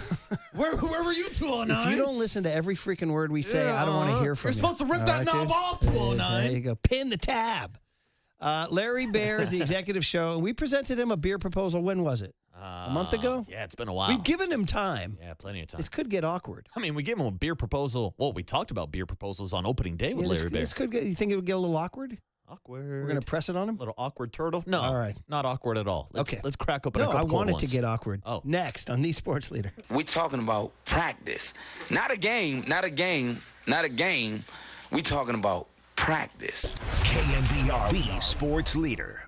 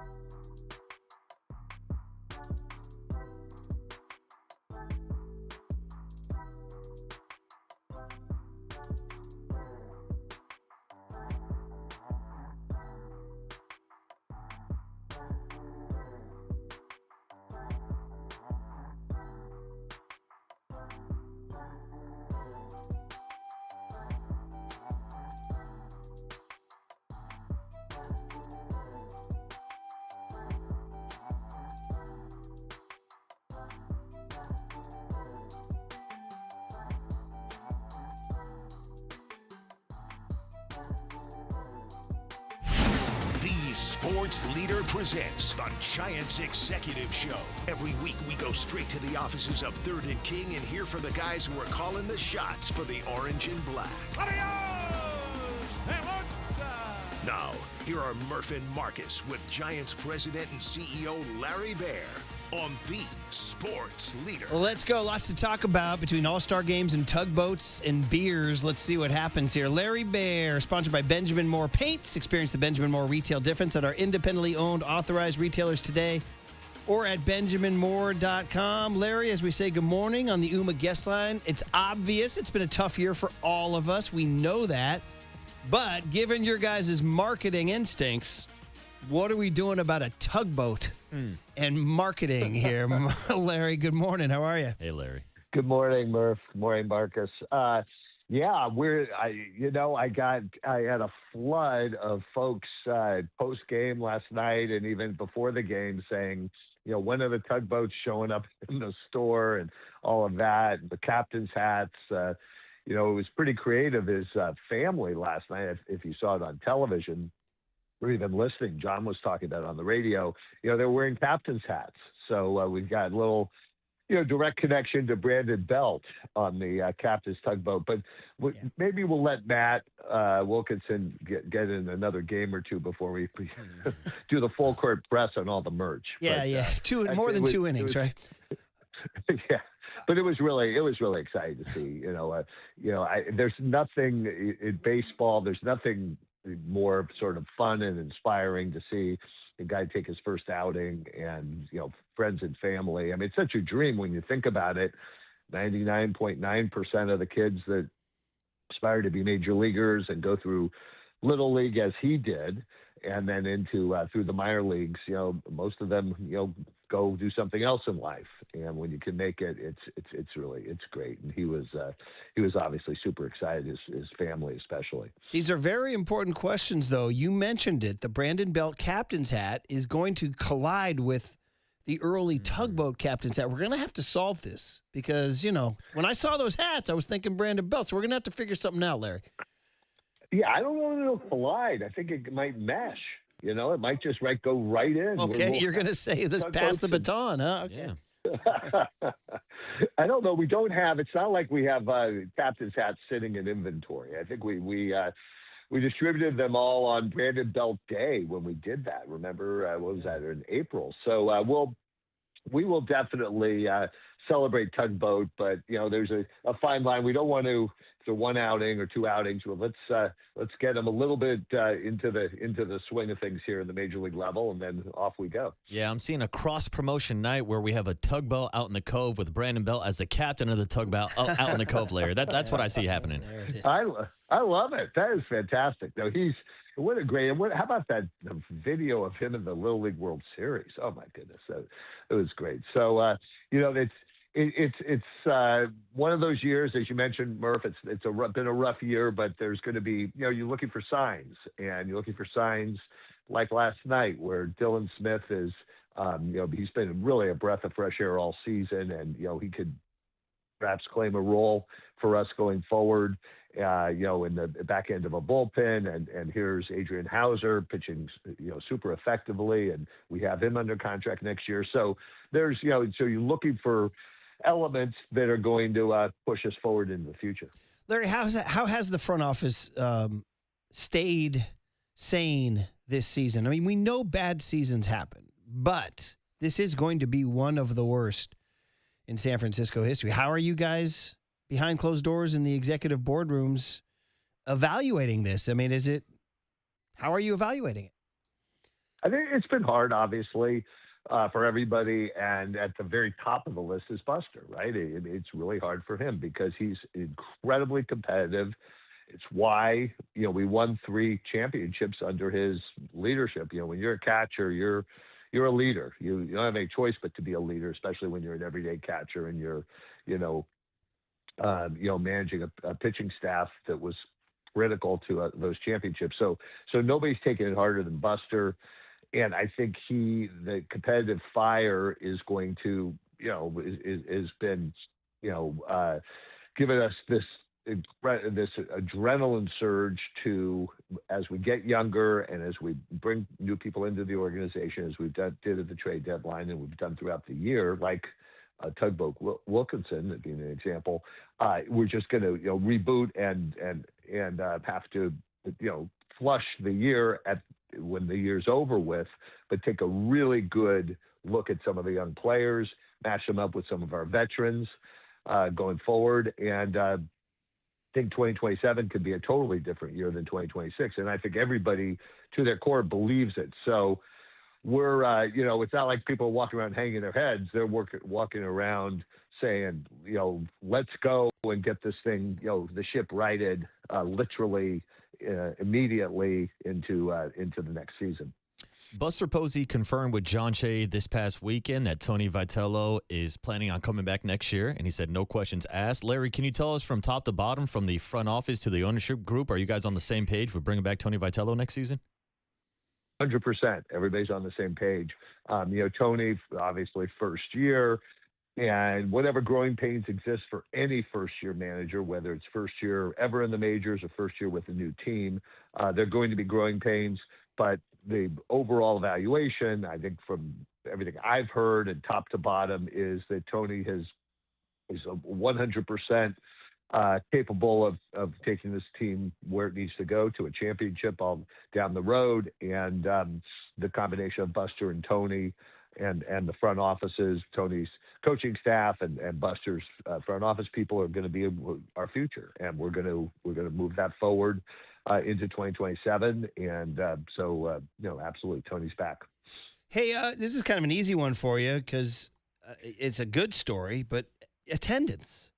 I think you guys are, if I'm looking right now, you guys are 7th in Major League Baseball in average attendance. That's there's 30 teams. I mean, you guys are top 7 in attendance with this record. The other teams that are ahead of you, Cubs, Phillies, Yankees, Padres, Dodgers, all except for Toronto, which is not having a good season. How has this happened? How have you guys? Why is attendance up? It's been a fantastic, just a great credit to the Giants fan base. And you talk about it some, but we've been 6-7 all year. 6-7. That's a teenage expression. We've been 6-7 all year in among the 30, and the fan base has just been. They've been super energetic and super positive, and you have a season like we're having, and some cities you might get the booing and the brickbats, and a lot of fans aren't happy with the season, as we're not happy either. But it's just been incredible efforts. There's been a great work by the front office to create promotions and create opportunities for fans to celebrate at the ballpark. All sorts of things, whether it's Heritage Nights or whether it's, the Wall of Fame we did a week or two ago. We've got Jeff Kent going in the Hall of Fame. We have a big day for him a week from Saturday. So on and on. But it's really the fans want this team to be successful. And what I'm hearing is, questions about the young players, questions about, when they see glimmers of hope like last night. And that's great. And to grow with the fans are willing to grow with the organization. I think one big thing I've learned over the years, Murph, is that if you can give the fans a roadmap to what you're doing, it's helpful, right? Because then the fans can get on the program, right? And so, obviously the roadmap we've sketched out this year, given the fact that the season started off, as it did, is that we're really going to double down on youth, really double down on getting back through younger players in the system, married to veterans that we have, and that's going to be the formula for the future. Larry Bear is the voice you hear this morning on the Giants Executive Show, sponsored by Redwood Credit Union, for community for 75 years. And if we look at the roadmap towards 2028, it's going to point towards the All-Star Game being hosted at Oracle Park. Now, I know that you joined us last week with the mayor to make that announcement. For anybody who missed it, though, could you revisit that topic and kind of break down the behind the scenes and what went on that led to that decision of you guys getting the All-Star Game in 2028? Sure. We're super excited, and we're already going to be reaching out to the fans to offer programs to guarantee tickets for 2028 for that All-Star Game. I mean, what happened was, we always want to host the All-Star game. We had it 20 years ago, so in 2007. So that's 19, 20 years ago. So 30 teams. It wouldn't necessarily be our turn, but you have a couple of things going. You have the fact that people do like Oracle Park, and the league likes coming to Oracle Park for showcase games, number one. And then number two, and what was critical for 2028 was that the fact that, the Olympics are going to have baseball, and to set up a schedule where you could have potentially in the same week the All-Star game on a Tuesday and Olympic baseball later that week in Los Angeles was almost a perfect scenario. And so a lot of the details and dates are still being finalized, but that is, played a heavy role. So we were in there putting our oar in the water, on behalf of the city, on behalf of our fans, to get the game back ASAP. And, it's pretty good to have it just 20 years later, because the teams that have waited longer. So we're thrilled. We're thrilled for the city. We have just everything happening in the city now. And we're, as you know, they have San Francisco and Murphy as well. And so I think that, just being able to have these, have people come to San Francisco, see what's happening in the community, which has been so positive in recent years. The announcement just the other day that the Valkyries are going to be hosting the WNBA All-Star Game in 2027. I mean, there's just been this great litany of events that are coming here and showing off our sparkling community. It's going to be fun, man, for sure. Okay, so we've talked about the attendance being up and you praising Giants fans. You've talked about the All-Star Game. So all that's there. There's just one last looming question. Now, we brought this up on opening day. We let it marinate, and we let you guys play the first half of the season, even though we were sort of wondering. And then we circled back on this recently. But Marcus and I, we are tough negotiators. And we're thirsty, Larry. And so we feel like we owe it to the people. We're putting you on the spot on the UMA guest line, Larry. Our proposal was for a $6.80, what was it, some sort of cheaper domestic draft or can, I don't know. We can work with it. And then we said $10.45. Some have said $10.50 for $10.50 for a premium craft beer. We thought we made what we thought was a reasonable proposal. You countered and said there are $9 beer spots. Okay, we got it. We did that a few years ago, you and me in Scottsdale. That was fun. So, Larry, we're not giving up. And we're coming to you here live on the radio to ask, do we have a deal, Larry? We have a deal. What? We have breaking news. What? We have breaking news. What? Wow. Yeah, halt the presses. We have breaking news. Okay. Fan Appreciation Weekend is Friday, Saturday, Sunday against the Dodgers, 25th, 26th, 27th. We are going to usher in Fan Appreciation Weekend on September 23rd with the KMBR special. What? September 23rd is a game against the Twins. It's a day game. And my understanding is KMBR is going to be out at 58 Social before the game. So if you come to 58 Social and throughout the game, we will have the Murph and Mac KMBR special. $6.80 Coors Light available throughout the game through the eighth inning.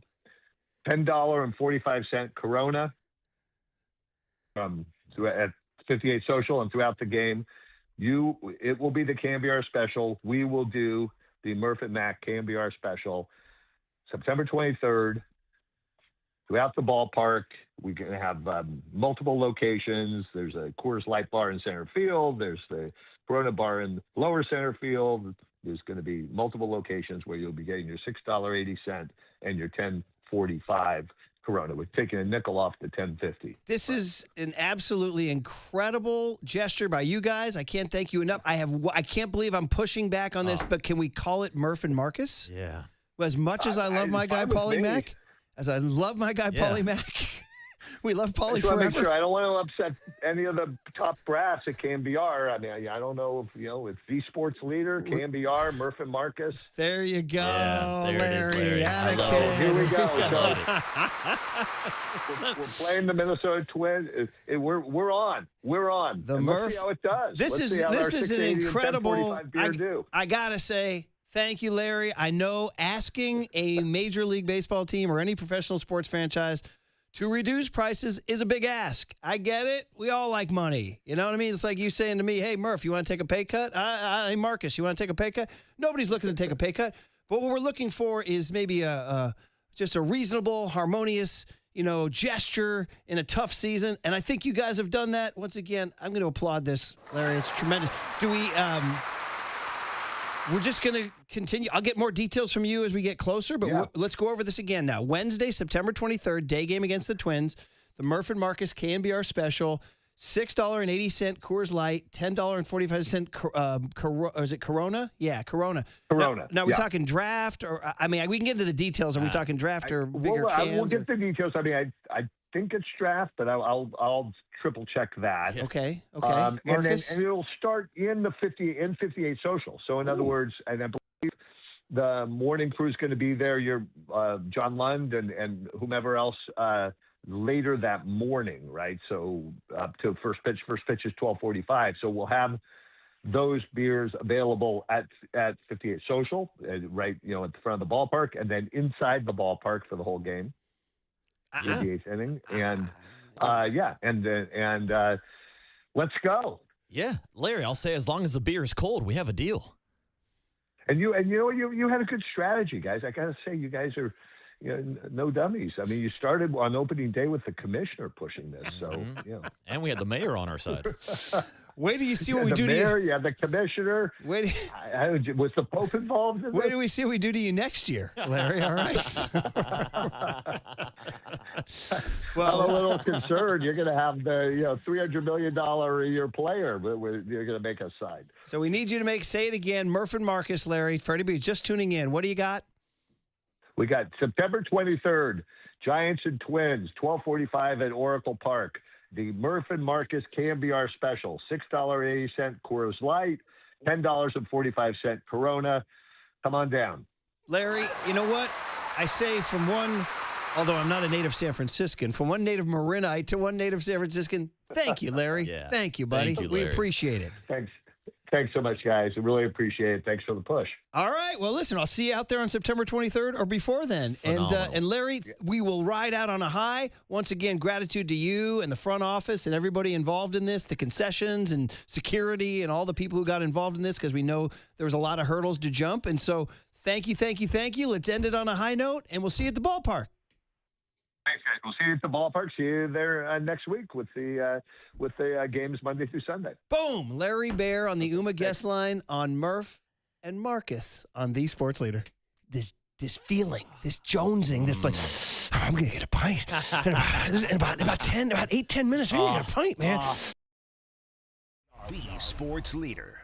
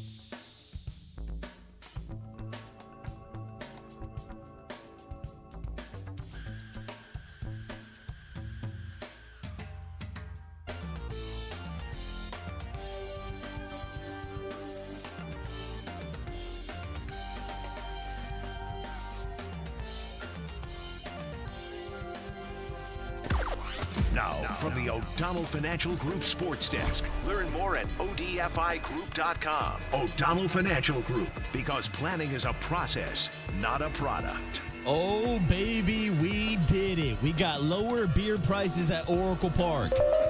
Larry Bear just announced on September 23rd, day game against the Twins, we will have 2 different beer pricing options to honor our great relationship between KBR and the San Francisco Giants. And these beer prices are so low, I might buy a couple for myself, and I might buy a couple for Paulie Mack. 808 KBR is the number. Give us your instant reaction to the lower beer prices on the Beer Leader. We're going to get drunk before the game. We're going to get drunk during the game. And then we're going to get drunk after the game.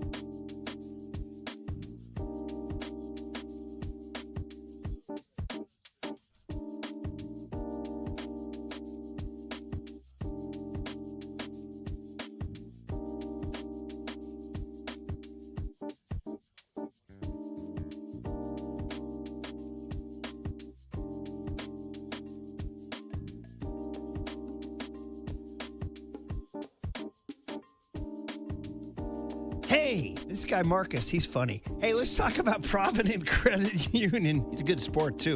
Let's talk about Provident Credit Union and saving money and growing your savings. I love my people at Provident. I'm going to play golf with some of the guys next week, man. John and Jim, it's always good. Listen, they're a local financial institution.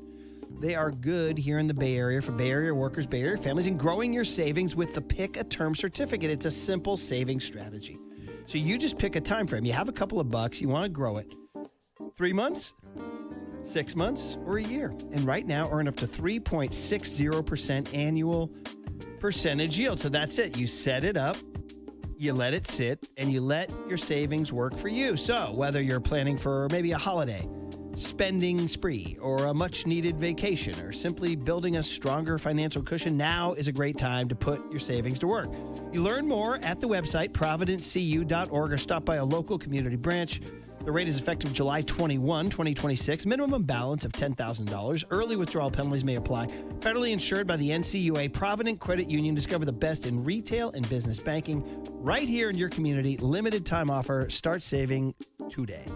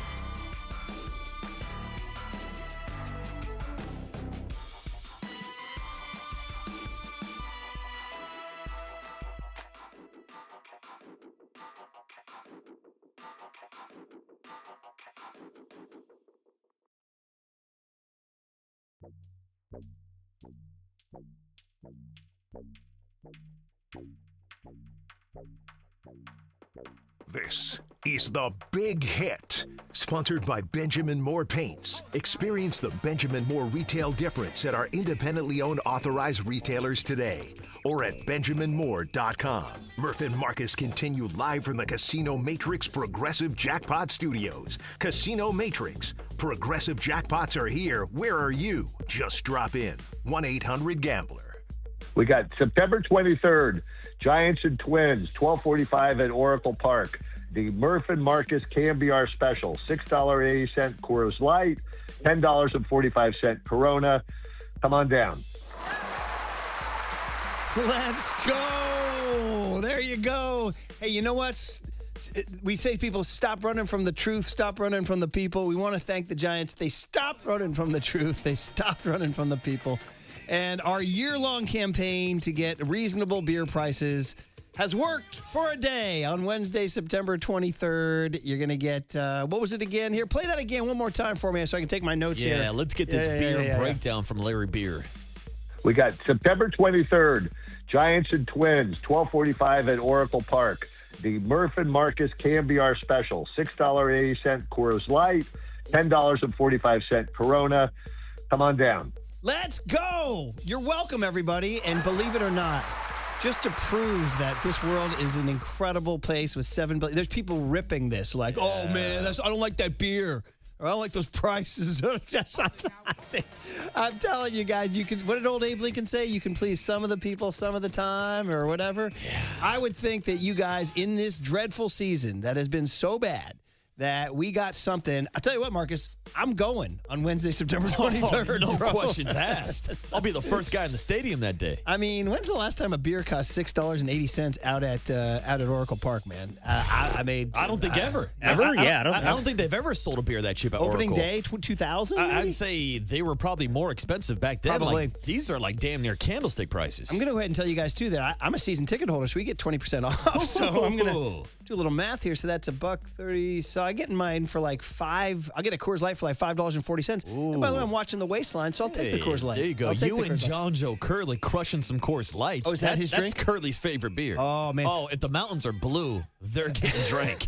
Didn't Wade Boggs, wasn't he famous when he drank the 42 on the cross-country flight? Wasn't it Coors Light? Was it Coors Light? I think it was. I cannot confirm that, but I believe the story. A Corona, $10. So if I get 20% off that, it's like an $8 Corona for me. Yeah, I'm not even worried about the 20% off. Just getting a beer for $6.80 is more than 50% off than what it is on a regular night.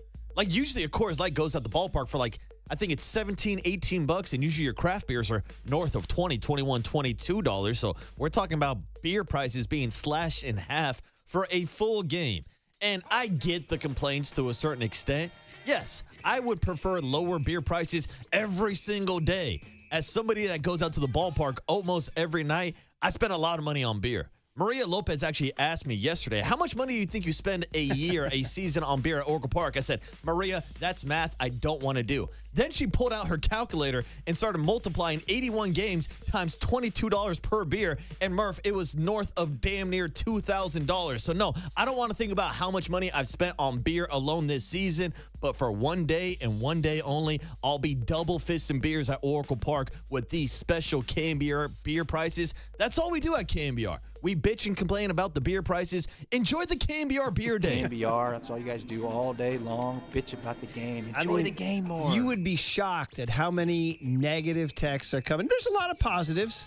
But, of course, the negative ones are the ones that make for better radio, of course. Yeah, I mean, because, conflict. But, I mean, listen, guys, we took on a Major League Baseball franchise, asked them to take less money on something, and they are meeting us halfway. They did the $9 beer a few years ago. I tried that, and we got that. And it was a 12-ouncer, not a 16-ouncer. Everybody got upset about that. And now we're doing this one here. And so, listen, to those who appreciate, we appreciate you. To those who hate, I would just say hate.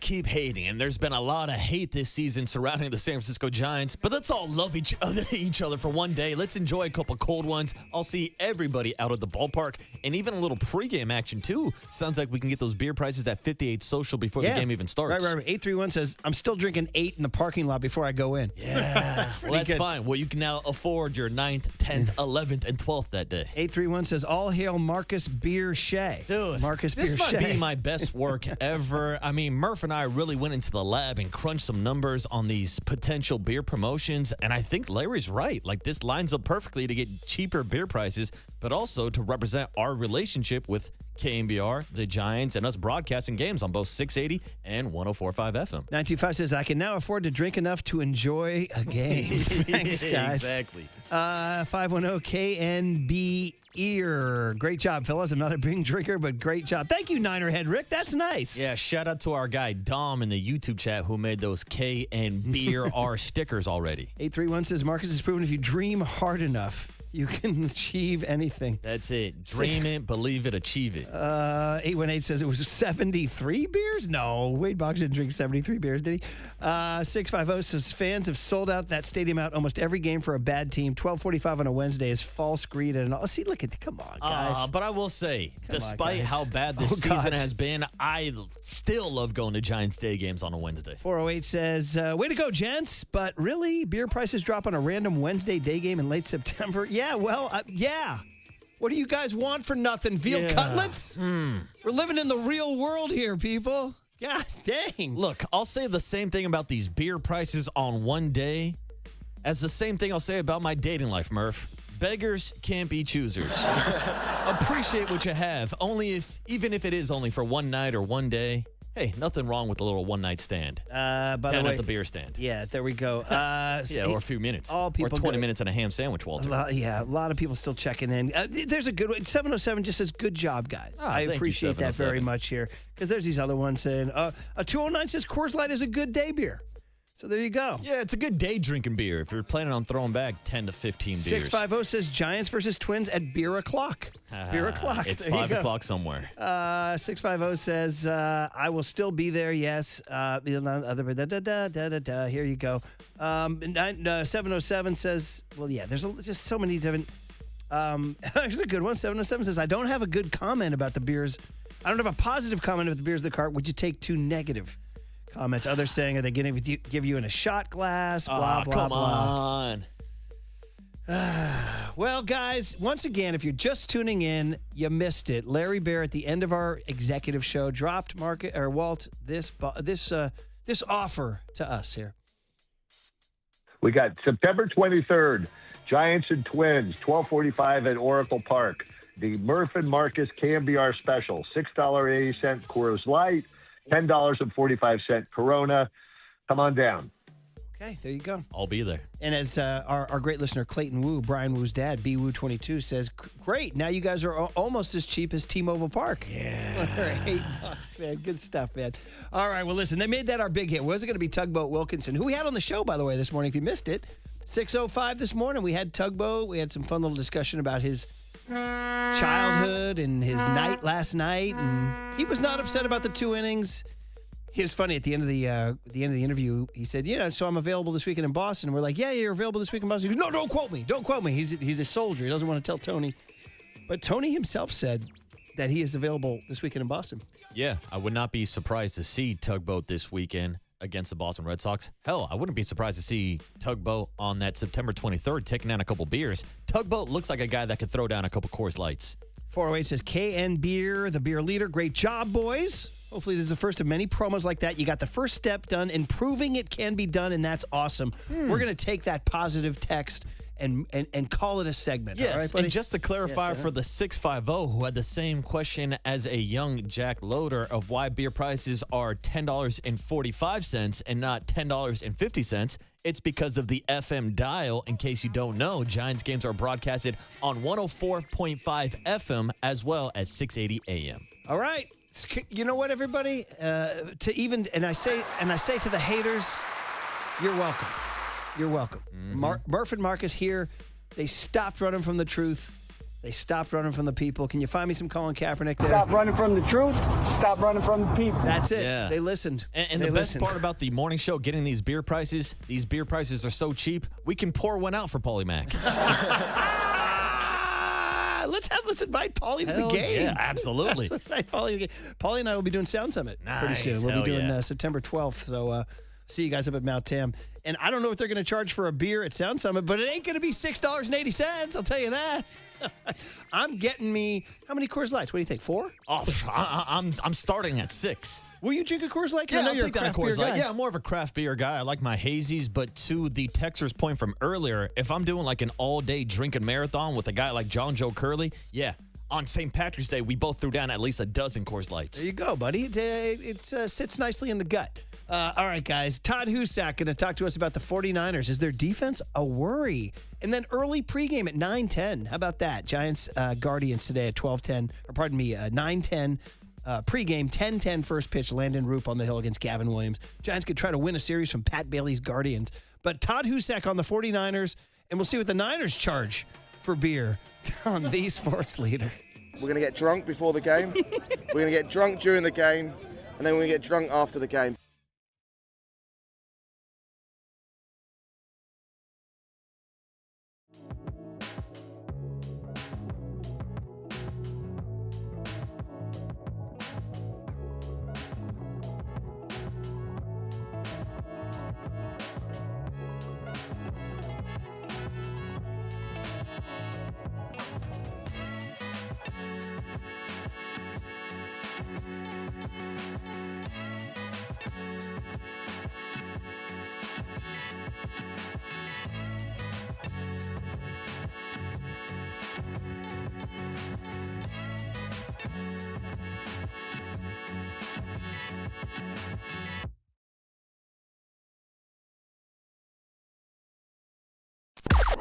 Now, from the O'Donnell Financial Group Sports Desk. Learn more at ODFIGroup.com. O'Donnell Financial Group, because planning is a process, not a product. Ooh, what a morning here on the Murph and Marcus Show. Larry Baird just announced that the Giants will debut for one day and one day only Came-Your beer prices on September 23rd against the Minnesota Twins. Now, earlier this morning, Matt Tugboat Wilkinson made his debut on the Murph and Marcus Show. A lot of debuts going on, but if you missed that podcast, check it out now on KMBR.com or wherever you download your KMBR podcast. If you need a beer, grab a beer.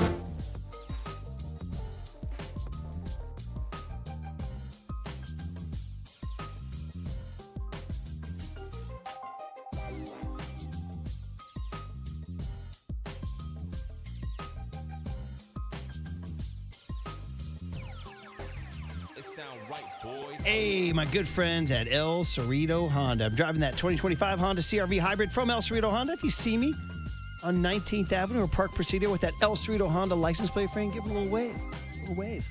Because I'm super proud to rep El Cerrito Honda, where the Honda Summer event is on now. It's still going.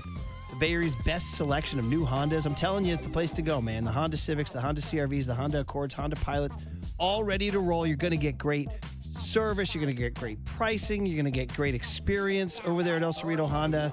Sharif runs a great family-owned business over there, serving the East Bay for generations. El Cerrito Honda, making it easy with the great selection, the straightforward deals. Go to elcerritohonda.com, elcerritohonda.com, and tell them that you're, and check out, the service or the selection. And then when you go to the actual physical site, tell them that your boy Murph sent you. Where is El Cerrito Honda? It's in El Cerrito, right off of 80 on San Pablo Avenue. If you need the address, 11755 San Pablo Avenue. But easy to find, just put in the GPS. Tell them your boy Murph sent you, because El Cerrito Honda is more than just a car dealership. We're family.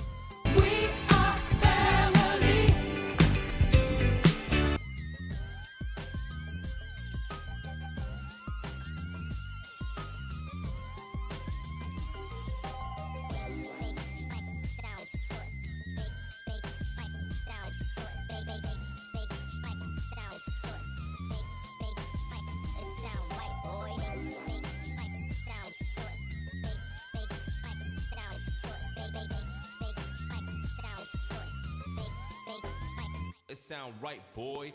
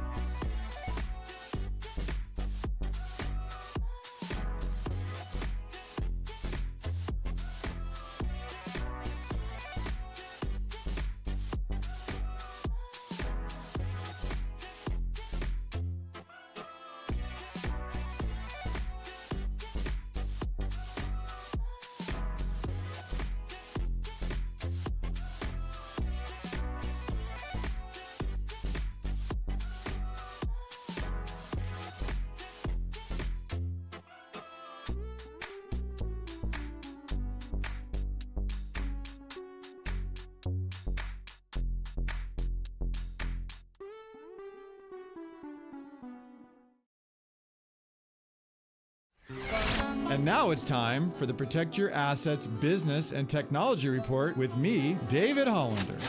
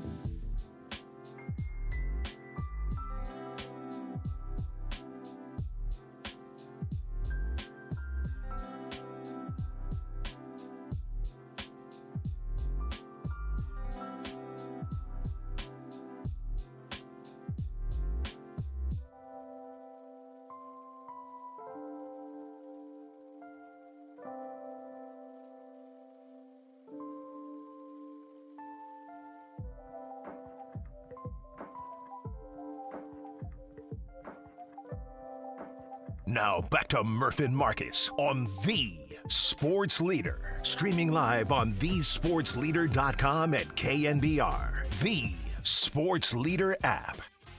All right, while we bask in the glow of getting our Murph and Marcus beer special, Wednesday, September 23rd, Giants, Twins. That'll be after the 49ers play the Dolphins week 2. Who knows? Will they be 2-0? Will they be 1-1? Will they be 0-2? Well, we'll find out tonight. I'm kidding. We won't find that out tonight, but we'll find out something tonight as the 49ers get out there and work out some kinks tonight, 7 o'clock on KNBR 680 on The Leader. 4 o'clock pregame, and the guy who's a part of it is our guy, Todd Husak, who will be part of the pre and post all season long. We love checking in with Todd, former Stanford quarterback, former NFL quarterback, former NFL Europe quarterback, as he hit me with on a message the other day. Todd, welcome back to your buddies Murph and Marcus on the UMA guest line. How you doing, man? Hey, what's up, Todd? I'm doing great. NFL Europe champ, by the way. Let's go. Let's go. Berlin Thunder in 2002. We beat T. Martin's Rhein Fire in the championship. I want to be in that party in a Berlin beer house after you guys win the championship. Yeah, it was a wild season. It was a lot of fun traveling around, seeing some of those places, and man, there's a lot of good stories about that year. One of my favorite is, so one of the rules of that league, NFL Europe, you had to have a non-American guy on the field all the time. So we had a receiver, Jorg Heckenbach, who was our guy. He got invited to the Packers camp once or twice. Really good player. And then we had a guy on defense, Patrice, maybe. But then a European kicker had to kick all of your PATs. So we had a guy, Axel Cruz. Axel Cruz would stand on our sideline smoking cigarettes the whole game. We'd score. He'd trot out, kick the PAT, come back, and then we'd all go to he owned a sports bar in Berlin. We'd go to that after the game and have some beers for free. Oh, these are vintage days, Todd. Vintage days. Oh man, 2002. I was 23 years old. Oh my God. Oh my God. Let's go back in time. Let's get back in the time capsule. I'm getting jealous. That's a full segment, guys. I could fill it up with those stories. But Were they charging Niners? And by the way, yeah, go ahead. Were they charging $6.80 for a Coors Light at Axel's Sports Bar? Axel Cruz was charging $0 for his teammates. Good deal. But yeah, I tell you what, your 680 promotion is not far behind. Congratulations on that one. Appreciate that. Thank you. Look forward to the Niners games. We can pull that off. Ooh, yeah. All Good right. idea, Todd. All right. Good stuff. All right. Well, listen, Todd. All right. What are we? Listen, we're trying to get through August as best we can. We're dying for September 10th against the Rams. But right now, all we got is a game tonight at 7 o'clock. So we asked you this question last week. We'll ask you again this week. What are you looking for tonight after you saw week 1 in the books? I'm looking for everybody to stay healthy. That's by far the most important thing. You read about these reports that come out every day from, the Chargers just lost their center for the year, and I think the top 4 draft picks for the Cardinals are hurt. So this is a tough time of year for teams that are trying to avoid injuries, and the Niners have been stung by this the last few years. So stay healthy, number 1. Number 2, I want to see Kalen Black. I think I've been excited about him, and he's missed the last couple weeks. I think he has a chance to be the best backup that Shanahan has had for McCaffrey. And could be a lead back, which would allow McCaffrey to maybe do a little bit more out of the slot and certainly take fewer hits and pounding throughout the year, coming off a year where he led the league in touches. So if Black gets a chance to play, does he look the part? I think getting the defense is going to be important. As I look through, tell you what, the top 15, 17 players for this defense are all either experienced and top-level players or young and kind of a year older. They had a great year in the draft last year where these guys are now in their second year, like C.J. West and Alfred Collins and Upton Stout. Can they continue to progress? But these guys need to play together. And I think that's a concern, is they need to start filling in these starting spots and get some cohesion so they go into the season knowing what everybody's doing, being on the same page. And, of course, there'll be rotations, but having a group that has worked together consistently and is healthy, because I think they're as athletic. I really do think this roster is as talented as you go through on both sides of the ball as Shanahan has had, if they stay healthy. And if they come, like once Kittle comes back, this offense will be the best one that Brock Purdy has had. And so how do they put it all together, and both offensively and defensively? Will this be a more aggressive unit? Can they get to the quarterback a little bit better? Get the ball back for the offense, which has the big strike, big playability that we just haven't seen in the last few years. So I'm excited to see how this team continues to kind of gel and come together. But I think, number one, stay healthy. Number two, how does that defensive unit look together as they kind of solidify some of those starters and backups and get them some more experience? But how does that secondary work together in particular?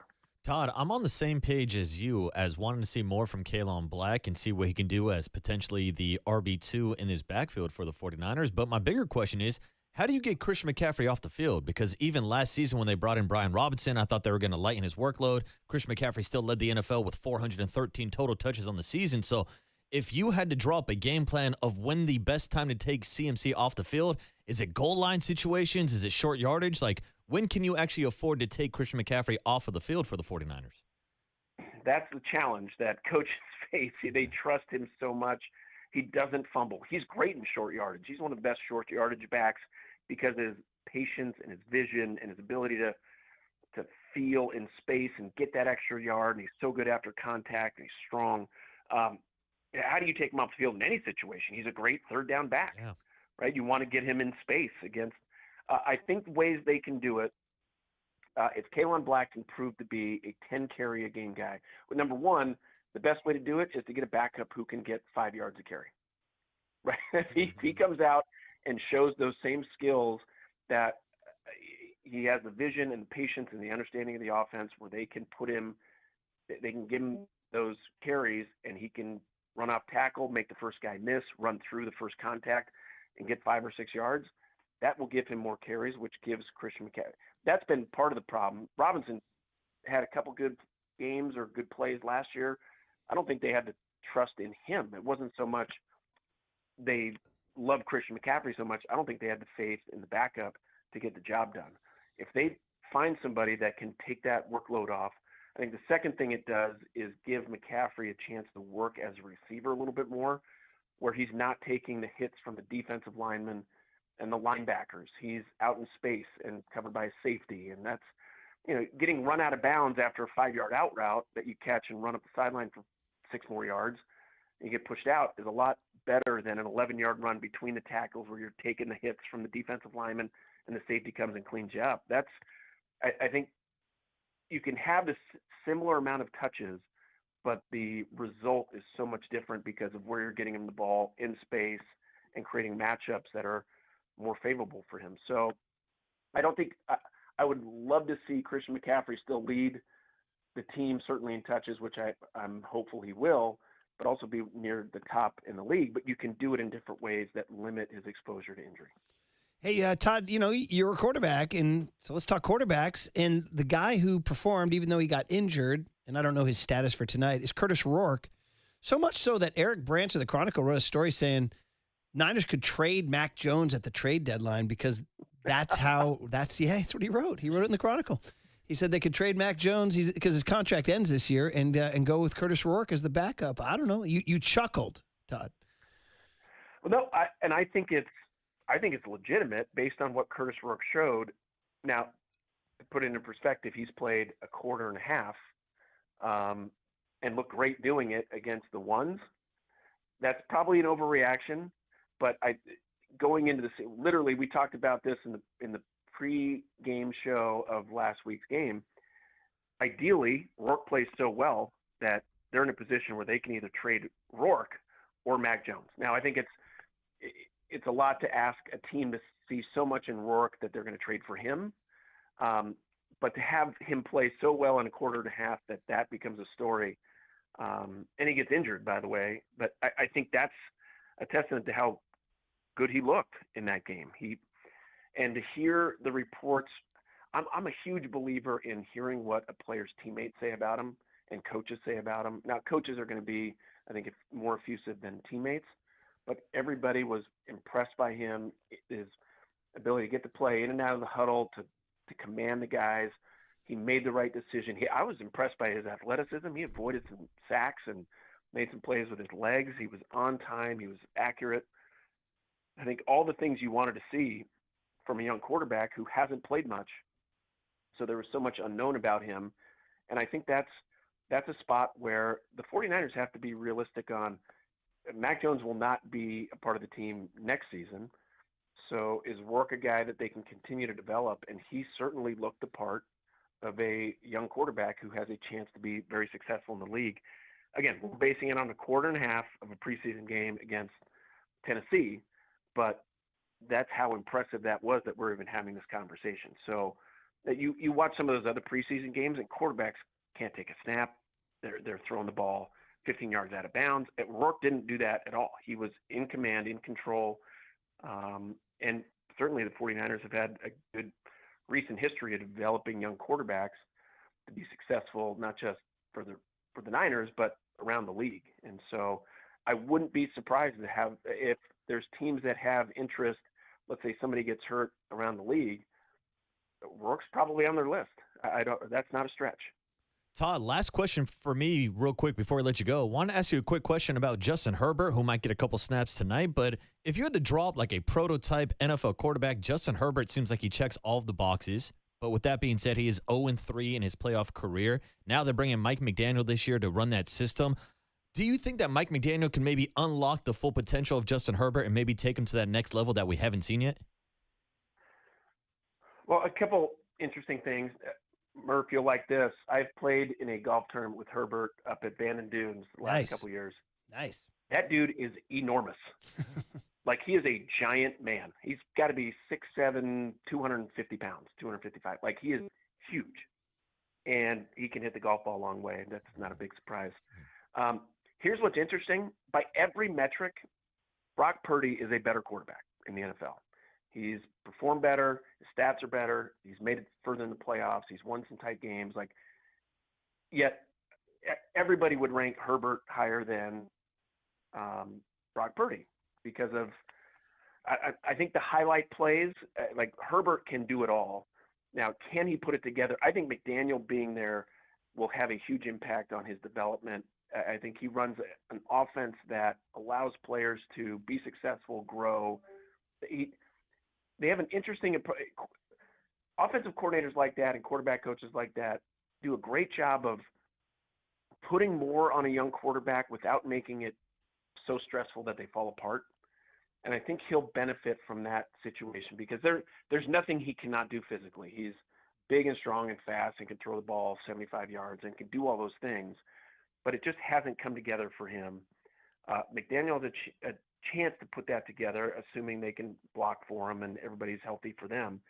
But I'm excited to see what he can do because I do think he has a chance to grow in his career, and he is such a nice guy. And he's a guy that you kind of want to see do well just after meeting him and talking to him. Not so well that they take away from the 49ers, but I do think he has the ability to be one of the top 5 in the NFL, I think, which is what Brock Purdy, numbers-wise, has established himself as. And I think that's an interesting comparison based on just physical, like, ability and where they were drafted versus results on the field, Brock has been better. And maybe this is the year that Herbert takes that step in his career and puts up the numbers to match his physical talent. They play December 17, Thursday, down at SoFi Stadium before Christmas. So we'll see that game. Probably important game for both teams. So, all right, Todd, good stuff, man. Week 2, as you said, if we're just trying to – somebody texted in and said, if the only goal of a game is to stay healthy, why are we playing the game? That's the question. That's not the only goal. That's not the only. It's the number one goal. Okay, all right. It's not the only goal. Well, I think it's not the only goal. Here are some other ones for that texter. I think the goals are to see what the young guys have, right? Because there's guys that are on the bubble of making the team, and so you put them in. You can do what you want in drills and in practice, but when the lights come on, how does he match up against other NFL talent? Now I think the rub is it's not top tier NFL talent because the twos are going against the twos, but you want to see how the young players that are either on the bubble or making the team or on the bubble of starting, what do they do under the lights? So I think that is a takeaway that the coaches will look at. But yes, number one goal, stay healthy. Number 2, let's figure out the bottom 8 of the roster, how the practice squad lines up, and then there's some people like, is Kalon Black the guy? And I think you can figure that out much like they did. I think we did last week with Rourke. You don't need a ton of time to realize some guys have it. By the way, Stribling, that guy has it. There's things that you can confirm, which we were talking about Stribling all camp as being the guy who has won camp. And man, he won that first preseason game. And Kalon Black has a chance to do that tonight. Love it, Todd. Love it. Good stuff, man. And so off we go. Enjoy the game, and we'll chase you down next week. Yeah, thanks, Todd. Sounds good. Looking forward to it. There he is, Todd Husak, the kind of man you could have a $6.80 Coors Light with. Oh, yeah. Come on down to the ballpark, Todd. He said that Dejon Stribling has it. It. You like it? Do you have it? Well, it's funny. Very obscure, but what the hell? Why not? It's a short day. My buddy Timmy, he's to call him Springsteen Timmy, we listened to all kinds of music, including the great Tony Bennett. Oh. That's right. We were in college listening to Tony Bennett. That's who we were. What a squad. We were fake old guys. And before he did a live version of the song, The Shadow of Your Smile, he said, when I first heard it, I knew that it had it. And we used to laugh because he said it 3 times in one sentence. When I first had it, I knew that it had it. And that's Dejon Stribling. He's he's got it. He's the shadow of your smile of receivers. Yeah. All right, that was a weird digression. Hey, let's go cooler content. And then early pregame, 9:10. When I first saw Dejon, I knew that it had it. What do we got? Cooler and then we got pregame? a cooler of content and then pregame. 9:05, 9:10? 9:10. 9:10. It's been a wacky day. Wacky day. That's a wacky business. On the Sports Leader. KNBR Sports Leader.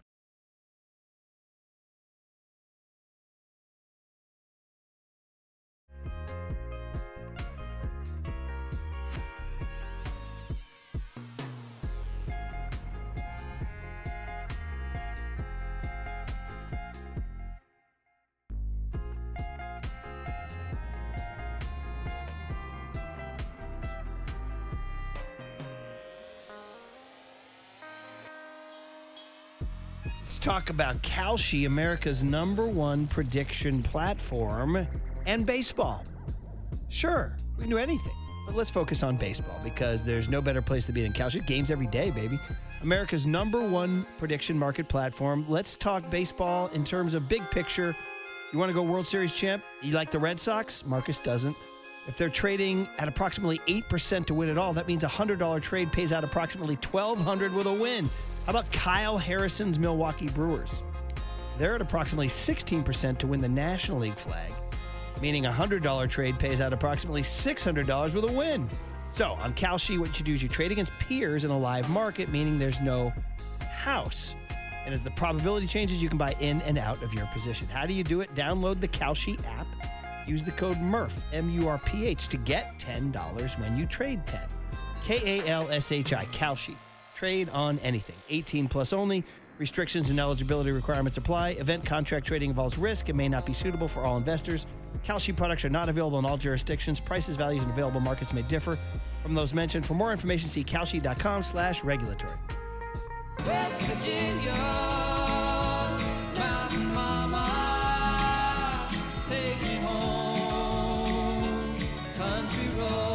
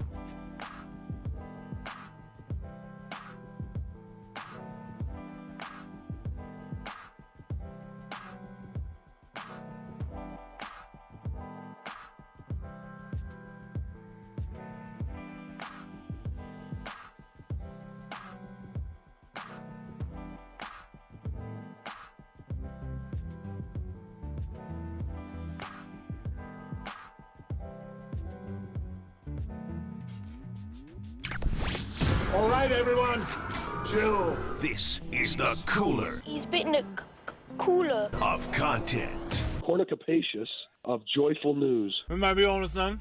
Yeah, baby! Now back to Murph and Marcus on the Sports Leader. All right, we got baseball in a half hour. That's both good news and bad news. They won yesterday. Tugboat Wilkinson joined us on the show earlier today. How about that? Cooler Content is sponsored by Marin Health with top physicians, surgeons, and clinicians right here in the North Bay. Marin Health puts you closer to your best health, world-class care, closer than you think. We got some interesting various things in the Cooler of Content today. That's interesting. One of them, sometimes they're funny and wacky. Sometimes they're informative. How about the wide receiver Steve Smith praising the 49ers? This is an informative one. Ice up, son. This isn't going to... What was the story on that one again? Steve Smith, post-game interview, walking off the field, They asked him about, I forget the DB's name, and their performance against Steve Smith, and they asked if Steve Smith had any advice for him, and he simply said, "Ice up, son." That's pretty good. Yeah. So- I mean, Steve Smith is probably on the Mount Rushmore of all-time trash talkers as a wide receiver. Remember when we had that one soundbite, I think it was an old Pat favorite with the cojones. The cojones. Yes, Steve Smith. Yeah, Steve so now Smith he's is doing talking. Yeah, He's he does a talking. lot of NFL Network work. We've had him on the show before. He was a good player, man. Oh, he was a stud. Played from 01. He played 16 years in the NFL. And a chippy-ass wide receiver for his size and his skill set. 13 years as a Panther, 3 years as a Raven. Anyway, he's checking in on the Niners. And the wide receivers of the San Francisco 49ers, from Michael Evans to Deebo Samuel to Christian Kirk to Dejon Stribling, no Ricky Pearsall. What does Steve Smith have to say? This was on a podcast or I wish I could give them credit. Do we know the name of this podcast? Yeah. A guy named Jordan Palmer was interviewing him. This podcast. Is that right? Is that Carson Palmer's brother? I think so. I think that's where it is. Wasn't All he right. on The Bachelor? I think so. I think he was. Let's take a listen. Steve Smith. I think this is the most complete wide receiver group that Kyle Shanahan has had as a head coach for the San Francisco 49ers. I know he's had it as position coach, OC, but I'm talking about as the head coach of San Francisco 49ers. I think this is the best group he's ever had in San Francisco in his tenure. Here's why. Mike Evans, complete wide receiver. The only guy in here because of age that I think is a little bit different is the new acquisition with Deebo. And we'll get to him. Yep. Right? But Mike Evans, complete receiver. Stribley, complete receiver. Unfortunately, he's not healthy. But Ricky Pearsall, right? Robinson. It's really unique and interesting. Jacob Cowing. Man, they just have a lot of different guys that they can throw at you. And they all run some really good routes, uniquely created to their roles. There you go. He did include Pearsall. Maybe he didn't know about the surgery, but the 89 shows what it's called. I mean, my first thought was 2019 when Deebo was a rookie and Emmanuel Sanders came on the team. Kendrick Bourne was on that team, but no Brandon Ayuk yet. How about? That's why I was thinking more of the 2023/24 roster that went to the Super Bowl with Deebo and Ayuk in their prime, and don't forget about Third and Juwan Jennings as well. So, I mean, this is Steve Smith's take. Yeah, I get what he's saying on paper because Deebo Samuel is still a part of this wide receiver group right now, but there's no question that Deebo Samuel was a better wide receiver a few years ago than he currently is today. Listen, I hope he's right. Yeah, I mean, for the sake of the 49ers, yeah, he's right. I wonder how much of that was him thinking Ricky Pearsall was healthy. I don't know. But anyway, interesting. Steve Smith. There you go. A little positive. Interesting take. Little positive thoughts here. This is one. Matthew Dellavedova. You guys remember him? Deli. St. Mary's Gale. Yeah, Cleveland Cavalier. Do you remember in 2016 the story that he went to the hospital after guarding Steph? We were like, wait, really? After chasing around Steph on the court all day? I remember doing the show the next morning, and people were like, yeah, Deli went to the hospital. I was like, what? I was weird because it was like so much was going on. It wasn't like the lead story. But he follows up on this. And this is Matthew Dellavedova talking about that night when he take a listen. Deli, the St. Mary's Gale. Yeah, I mean, obviously, it's like an impossible task chasing Steph around. He never gets tired. Bogues and Draymond and David Lee are trying to kill me on screens. Bogues is my assistant coach now in Sydney. I just remember coming to timeouts and Mike Miller, James Jones are just like grabbing me by the shoulder saying, you got to get every loose ball. Yeah. And my head's like wobbling around. I'm like. And you're like how old at this time? 24. Yeah.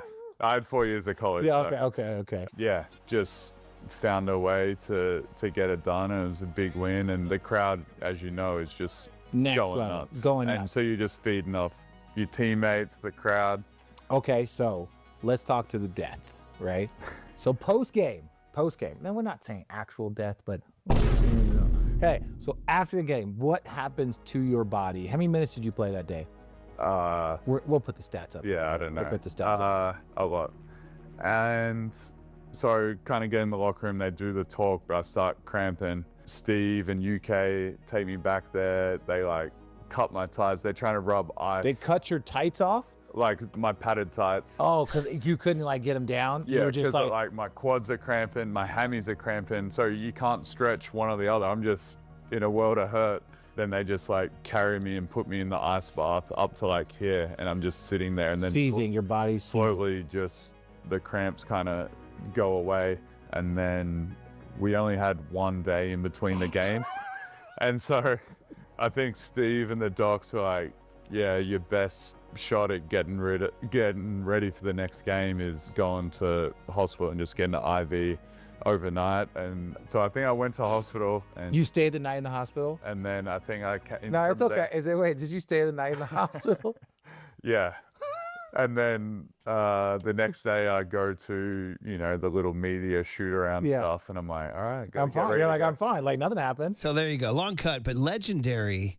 Game 3 of the 2015 NBA Finals. And so there's two ways to look at that. There's one that Steph is out here putting people in the hospital. The other part is that Delly wants it so bad that that's how much he pushed his body. He put his body on the lines, and it led to them having to literally cut the tights off of his thighs before going to the hospital for an IV. I mean, listen, you knew when he was at St. Mary's that he was a hustle guy. And now when you find out that he gave his all, but then again, it's Steph pushing him. You know what I would say to a guy like Delly, that when you go to the NBA Finals, Marcus?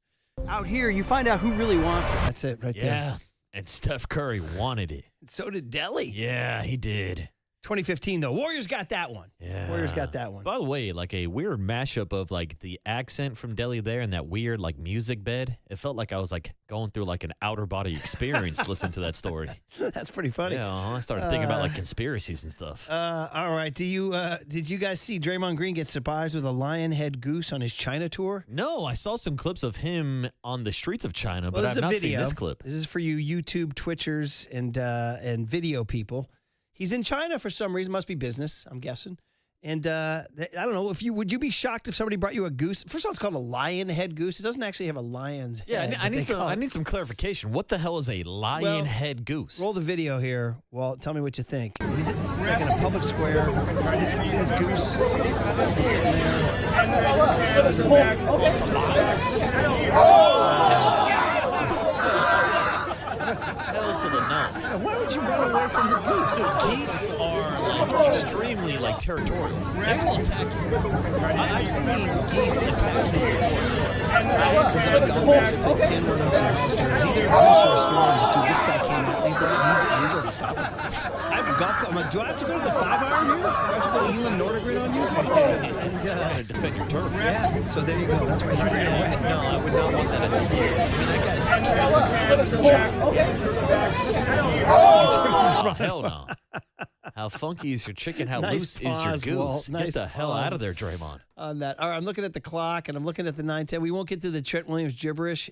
He did a video where he did. Is this a meme? Is this something you do? Yeah, there's this famous TikToker who kind of started this trend where he goes to like celebrity events or red carpet events and he just asks questions in gibberish and people can't understand him at all. Yeah, and that's like the bit now? Yeah, exactly. And then People would say that's like listening to our show. Yeah, exactly. Yeah. Like listen to me for sure. A lot of gibberish. Oh, man. Anyway, there you go. Brief cooler of content. A little Draymond Green goose, a little Steve Smith, a little Delly. There you go. Thank you for the gibberish. Well, listen, this is it. We're up against it now. Now we got the doctor. We got tickets to give away. Not until you hear a Danny Elfman theme song, though. We got Dr. Boucher, and we got what we had to learn, and then we go to a pregame at 9:10. Let's go. Oh, wait a minute. I lied. We had one last cooler of content thing. I forgot. My bad. Ooh. I forgot. This is on me, but now we're going to remedy this right now, and that is this happened today. So we didn't put it on the sheet. This happened today. This happened at 7:50. This happened an hour ago. Did you guys hear Larry Bear's executive show? I know you did. But if you didn't, this is how he said, we said to him, Larry, we talked about it on opening day. We talked to Rob Manfred about it. We talked to you about it at the All-Star break. Is there any progress on lowering the beer prices as a gesture to your fans that we can all be civilized gentlemen and ladies? Here's what Larry had to say. We got September 23rd, Giants and Twins, 12:45 at Oracle Park. The Murph and Marcus Cambiar special, $6.80 Coors Light, $10.45 Corona. Come on down. Dude, it happened. We took on the behemoth. Merv, we did it. We took on the billionaires. We're like those socialists who are running for all these offices. We're like Mom Donnie and all those guys. No, we're not running from the truth. We're not running for the people. We are running towards lower beer prices for one day at Oracle Stop Park. running from the truth. Stop running from the people. You're welcome, everybody, and I'll see you September 23rd at the. We might do the morning show from out there. Why we the just hell thought not? of that. We just thought of that. You know why, Walter? Because we want to get drunk before the game, we want to get drunk during the game, and we want to get drunk after the game with those $6.80 beer prices. Don't forget about the Corona for $10.45. We're going to get drunk before the game. We're going to get drunk during the game, and then we're going to get drunk after the game. Very good. And by the way, people pointing out, in Curb Your Enthusiasm, Larry David does wind up killing a swan on the golf course that attacked him. That's a true story. All right, we'll get to Giants pregame at 9:10 and our fun stuff in the final segment on The Sports Leader. KNBR, the sports leader. Time for your Bay Area Chevy dealers traffic update.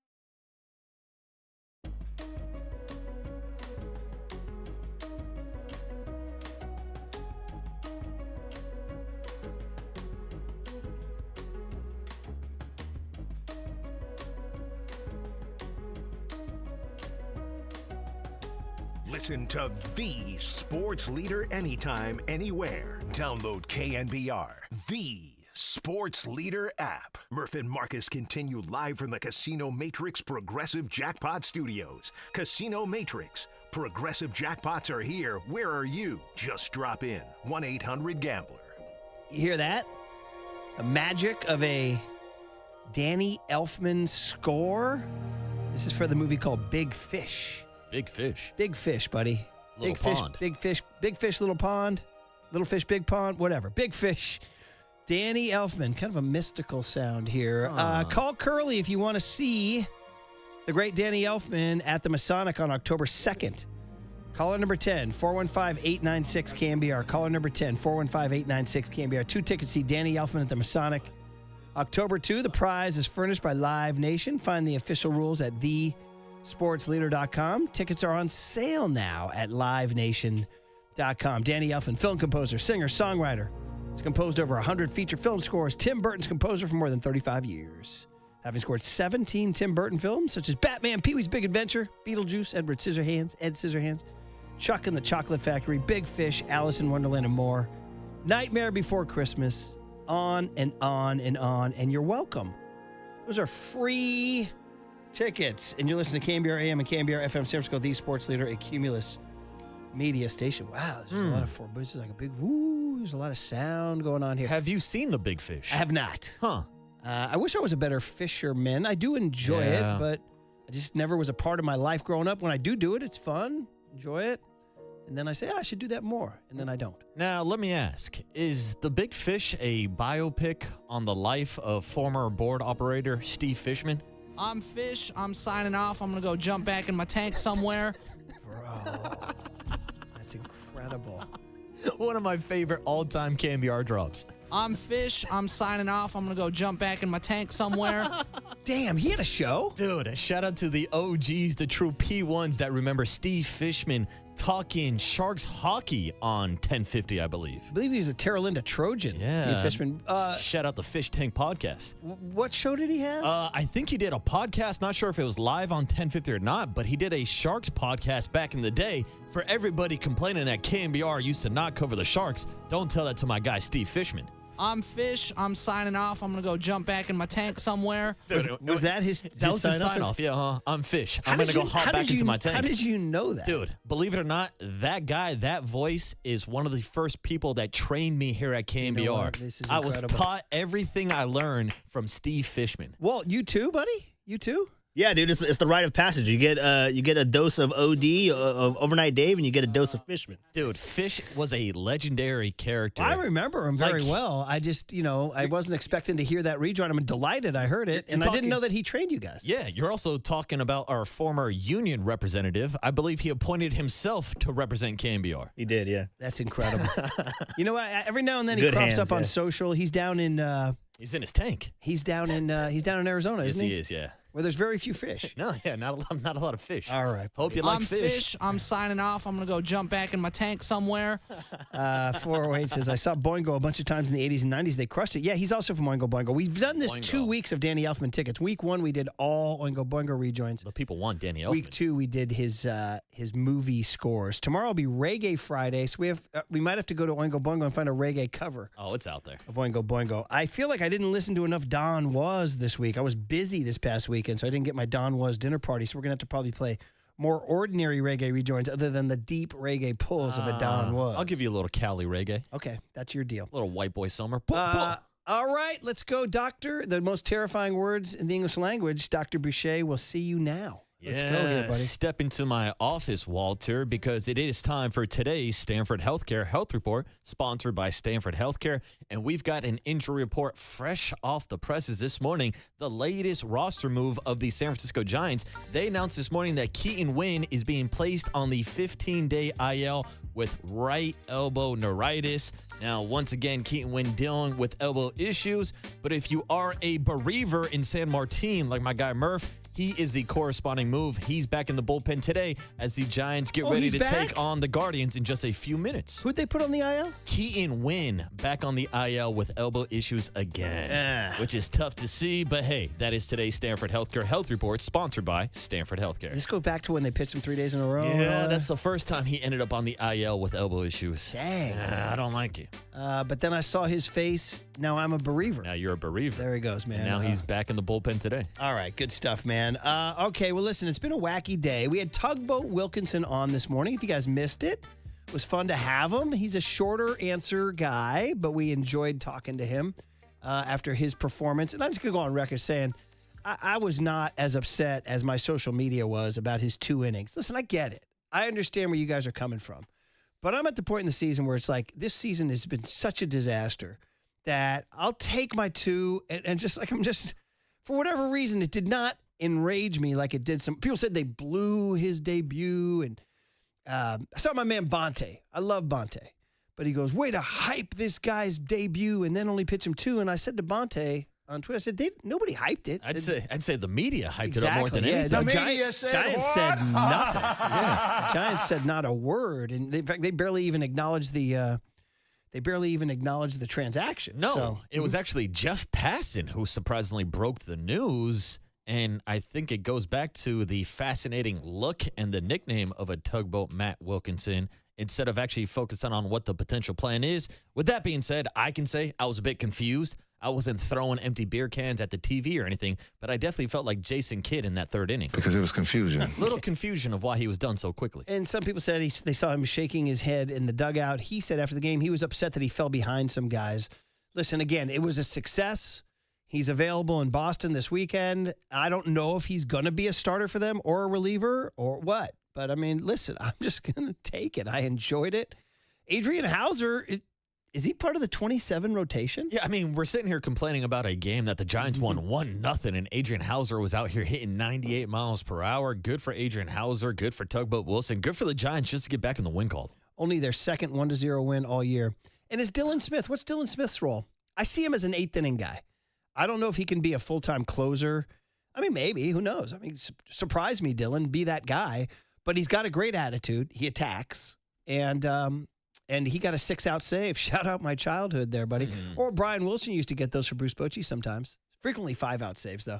I don't know. Dylan Smith, to me, is definitely part of your 27 bullpen. What role? 7th or 8th inning guy? Well, I'd say there are plenty of roles open right now. That entire bullpen's going to be wide open next year. So, yeah, he's one of the guys that's actually taking advantage of some of these innings that are available right now in the bullpen. Since we have a couple minutes to kill here before we do what I learned, 559 is clearly a P1 listener. He or she texts in artful things all the time. And they said, do you guys going to do the song Tug's Plan? Tug's Plan. I could go more than 2 innings, but I won't. Wait. So there you go. Wait. Do you want to play it since we have a second here? Jed's Plan? Oh, yeah. I don't know if Walter knows about Jed's Plan. Doesn't? That was a Young Tony production. That was before Walt got on the show. Well, do you even know it? I know he's working hard. Yeah. He's finding out that working for us is one series of hot potatoes after another. Yeah, we do make our producer scramble a lot. But you know what? He earns the stripes, and he looks good, and he sounds good. And I'm vamping right now until he finds it. Jed's Plan. What was the occasion that we sang Jed's Plan? Was it just talking about was it after one of the Super Bowl losses? We were talking about the plan for the franchise or something. I think so, and I think you and Tony were trying to tease me with a Drake rejoin of God's Plan, which led to you. Jed's Plan. I could sign him, but I won't. Wait. Still going, just the Super Bowl. Wait. Somebody had sent in those lyrics. Yeah, a texter. You had a ghostwriter on the text line, just like Drake. Who laid the track? Was it who did the music? Oh, that was a Young Tony. Are you sure? I'm pretty sure it was Young Tony. I thought it predated Young Tony. No, I think possibly. It was in his folder. Yeah. That's a Young Tony production. He did that? Yeah, it might have just been like played live. You might have done that like live while the music bed was playing, and he just cut it up simply organic. Jed's Plan. I could sign him, but I won't. Wait. Still going, just the Super Bowl. Wait. It's so bad. It's so good. So bad. It's so much better than Aubrey. What did we learn? I think we're going to go with the beer. So, Walt, you can play either one of us here, buddy, or both of us here. The ladies want to know. 20 minutes and a ham sandwich. Can I get an amen? What did Waterboy Learn today. Yo, what's going on, man? Is this Murph? What's going on, man? Is this Murph? And then can I get a little, I learned it too. Inquiring minds want to know, what did OG Murph learn today? We both learned concurrently that our fight you can fight City Hall. You can take it to the man. We did take it to the man. We brought it to Rob Manfred. We brought it to Larry Bear on multiple occasions. We said, you just need some sort of gesture. Now, listen, we would have preferred, every single beer in the park is slashed to 25% of its price for the entire season. But we got to live in this thing called the real world. Turns out baseball teams like money. Yeah. And it turns out but I'm going to give the Giants a lot of credit. They met us in a compromise. And I think it's pretty cool that we were able to make this happen. I'm going to go ahead and say that. So Larry Bear came on our show today and offered us this deal. Take a listen. We got September 23rd, Giants and Twins, 12:45 at Oracle Park. The Murph and Marcus Cambiar special, $6.80 Coors Light, $10.45 Corona. Come on down. Dude, stop running from the truth. Stop running from the people. And we appreciate everybody who sent in a text supporting the move by the Giants. To those who are still hating, I don't know what to tell you. Yeah. Stop running from the truth. Stop running from the people. Somebody wrote in, I think it was 559. Stop running from the froth. Stop running from the people. Oh, dude, I'm not running away from these beer prices. First round's on me, boys. I'll see you down there for that Wednesday day game. Yeah, man. So, listen, it's a Wednesday. It doesn't get much more obscure than a Wednesday, September 23rd day game against the Twins, buddy. Yeah, but hey, if you're complaining about it being a Wednesday day game, take the day off. Maybe take Thursday off. Enjoy yourself. Go out to the ballpark for one last time this season and enjoy those more than half off beer prices that day. Which one do you think you'll do? Will you do the cheaper Coors Light or the slightly more expensive Corona? The answer is D, all of the above. I'm sure I'll start off with some cold Blue Mountains with John Joe Curley, and then throughout the game, I'll maybe advance to the Corona. Curls, for a guy like you, you're a Coors Light guy? Yeah, so $6.80 sounds good to you? Almost exclusively Coors Light. Like, he doesn't really drink any other beer besides Coors Light. Not as what old Pat used to call a B-, a Bud Light? No, I think he might. He says he'll drink it. Yeah, he's a light beer guy. How about going international for an Amstel light? Oh, I don't think Curly's going international. Really? Yes, yeah. Wow, that surprises me. Yeah, what other lights are we forgetting here? Miller Light? Will you go for a Miller Light? The That was High old Life. Paulie Mac's favorite. Yeah, I'm a big fan of the High How about Life. the Michelob Ultra? Will you go for I that like an too? Ultra. Shout out the 95ers. Keep If it's liquid, he's drinking it. That's Curly really says yes to everything. He just doesn't do like hazies or crafts or anything like that. That's too much for John Joe. Yeah, too I heavy. remember, He might call off on Thursday, to be honest. I remember talking to Ken Maka once while he was hitting fungos at an A's game. We were talking about beer, and he said he went to I went to Alameda, I had a Budweiser. I said, you like Budweiser? He said, yeah, I had to think about the game. And I said, I drink Coors Light or something. He said, so you drink to get drunk, not for the taste. That's what he said to me. Yeah. I said, well, there's one way to look at it. Yeah, I would say that those riffs have changed. Now you're drinking a Space Dust to get drunk, not a Coors Light at the ballpark. All right, guys. Well, listen, fun day. Thanks to Tugboat Wilkinson for hopping on this morning. Todd Husak, the whole crew. Giants baseball, and we get to do the pregame Giants Guardians next on The Sports Leader.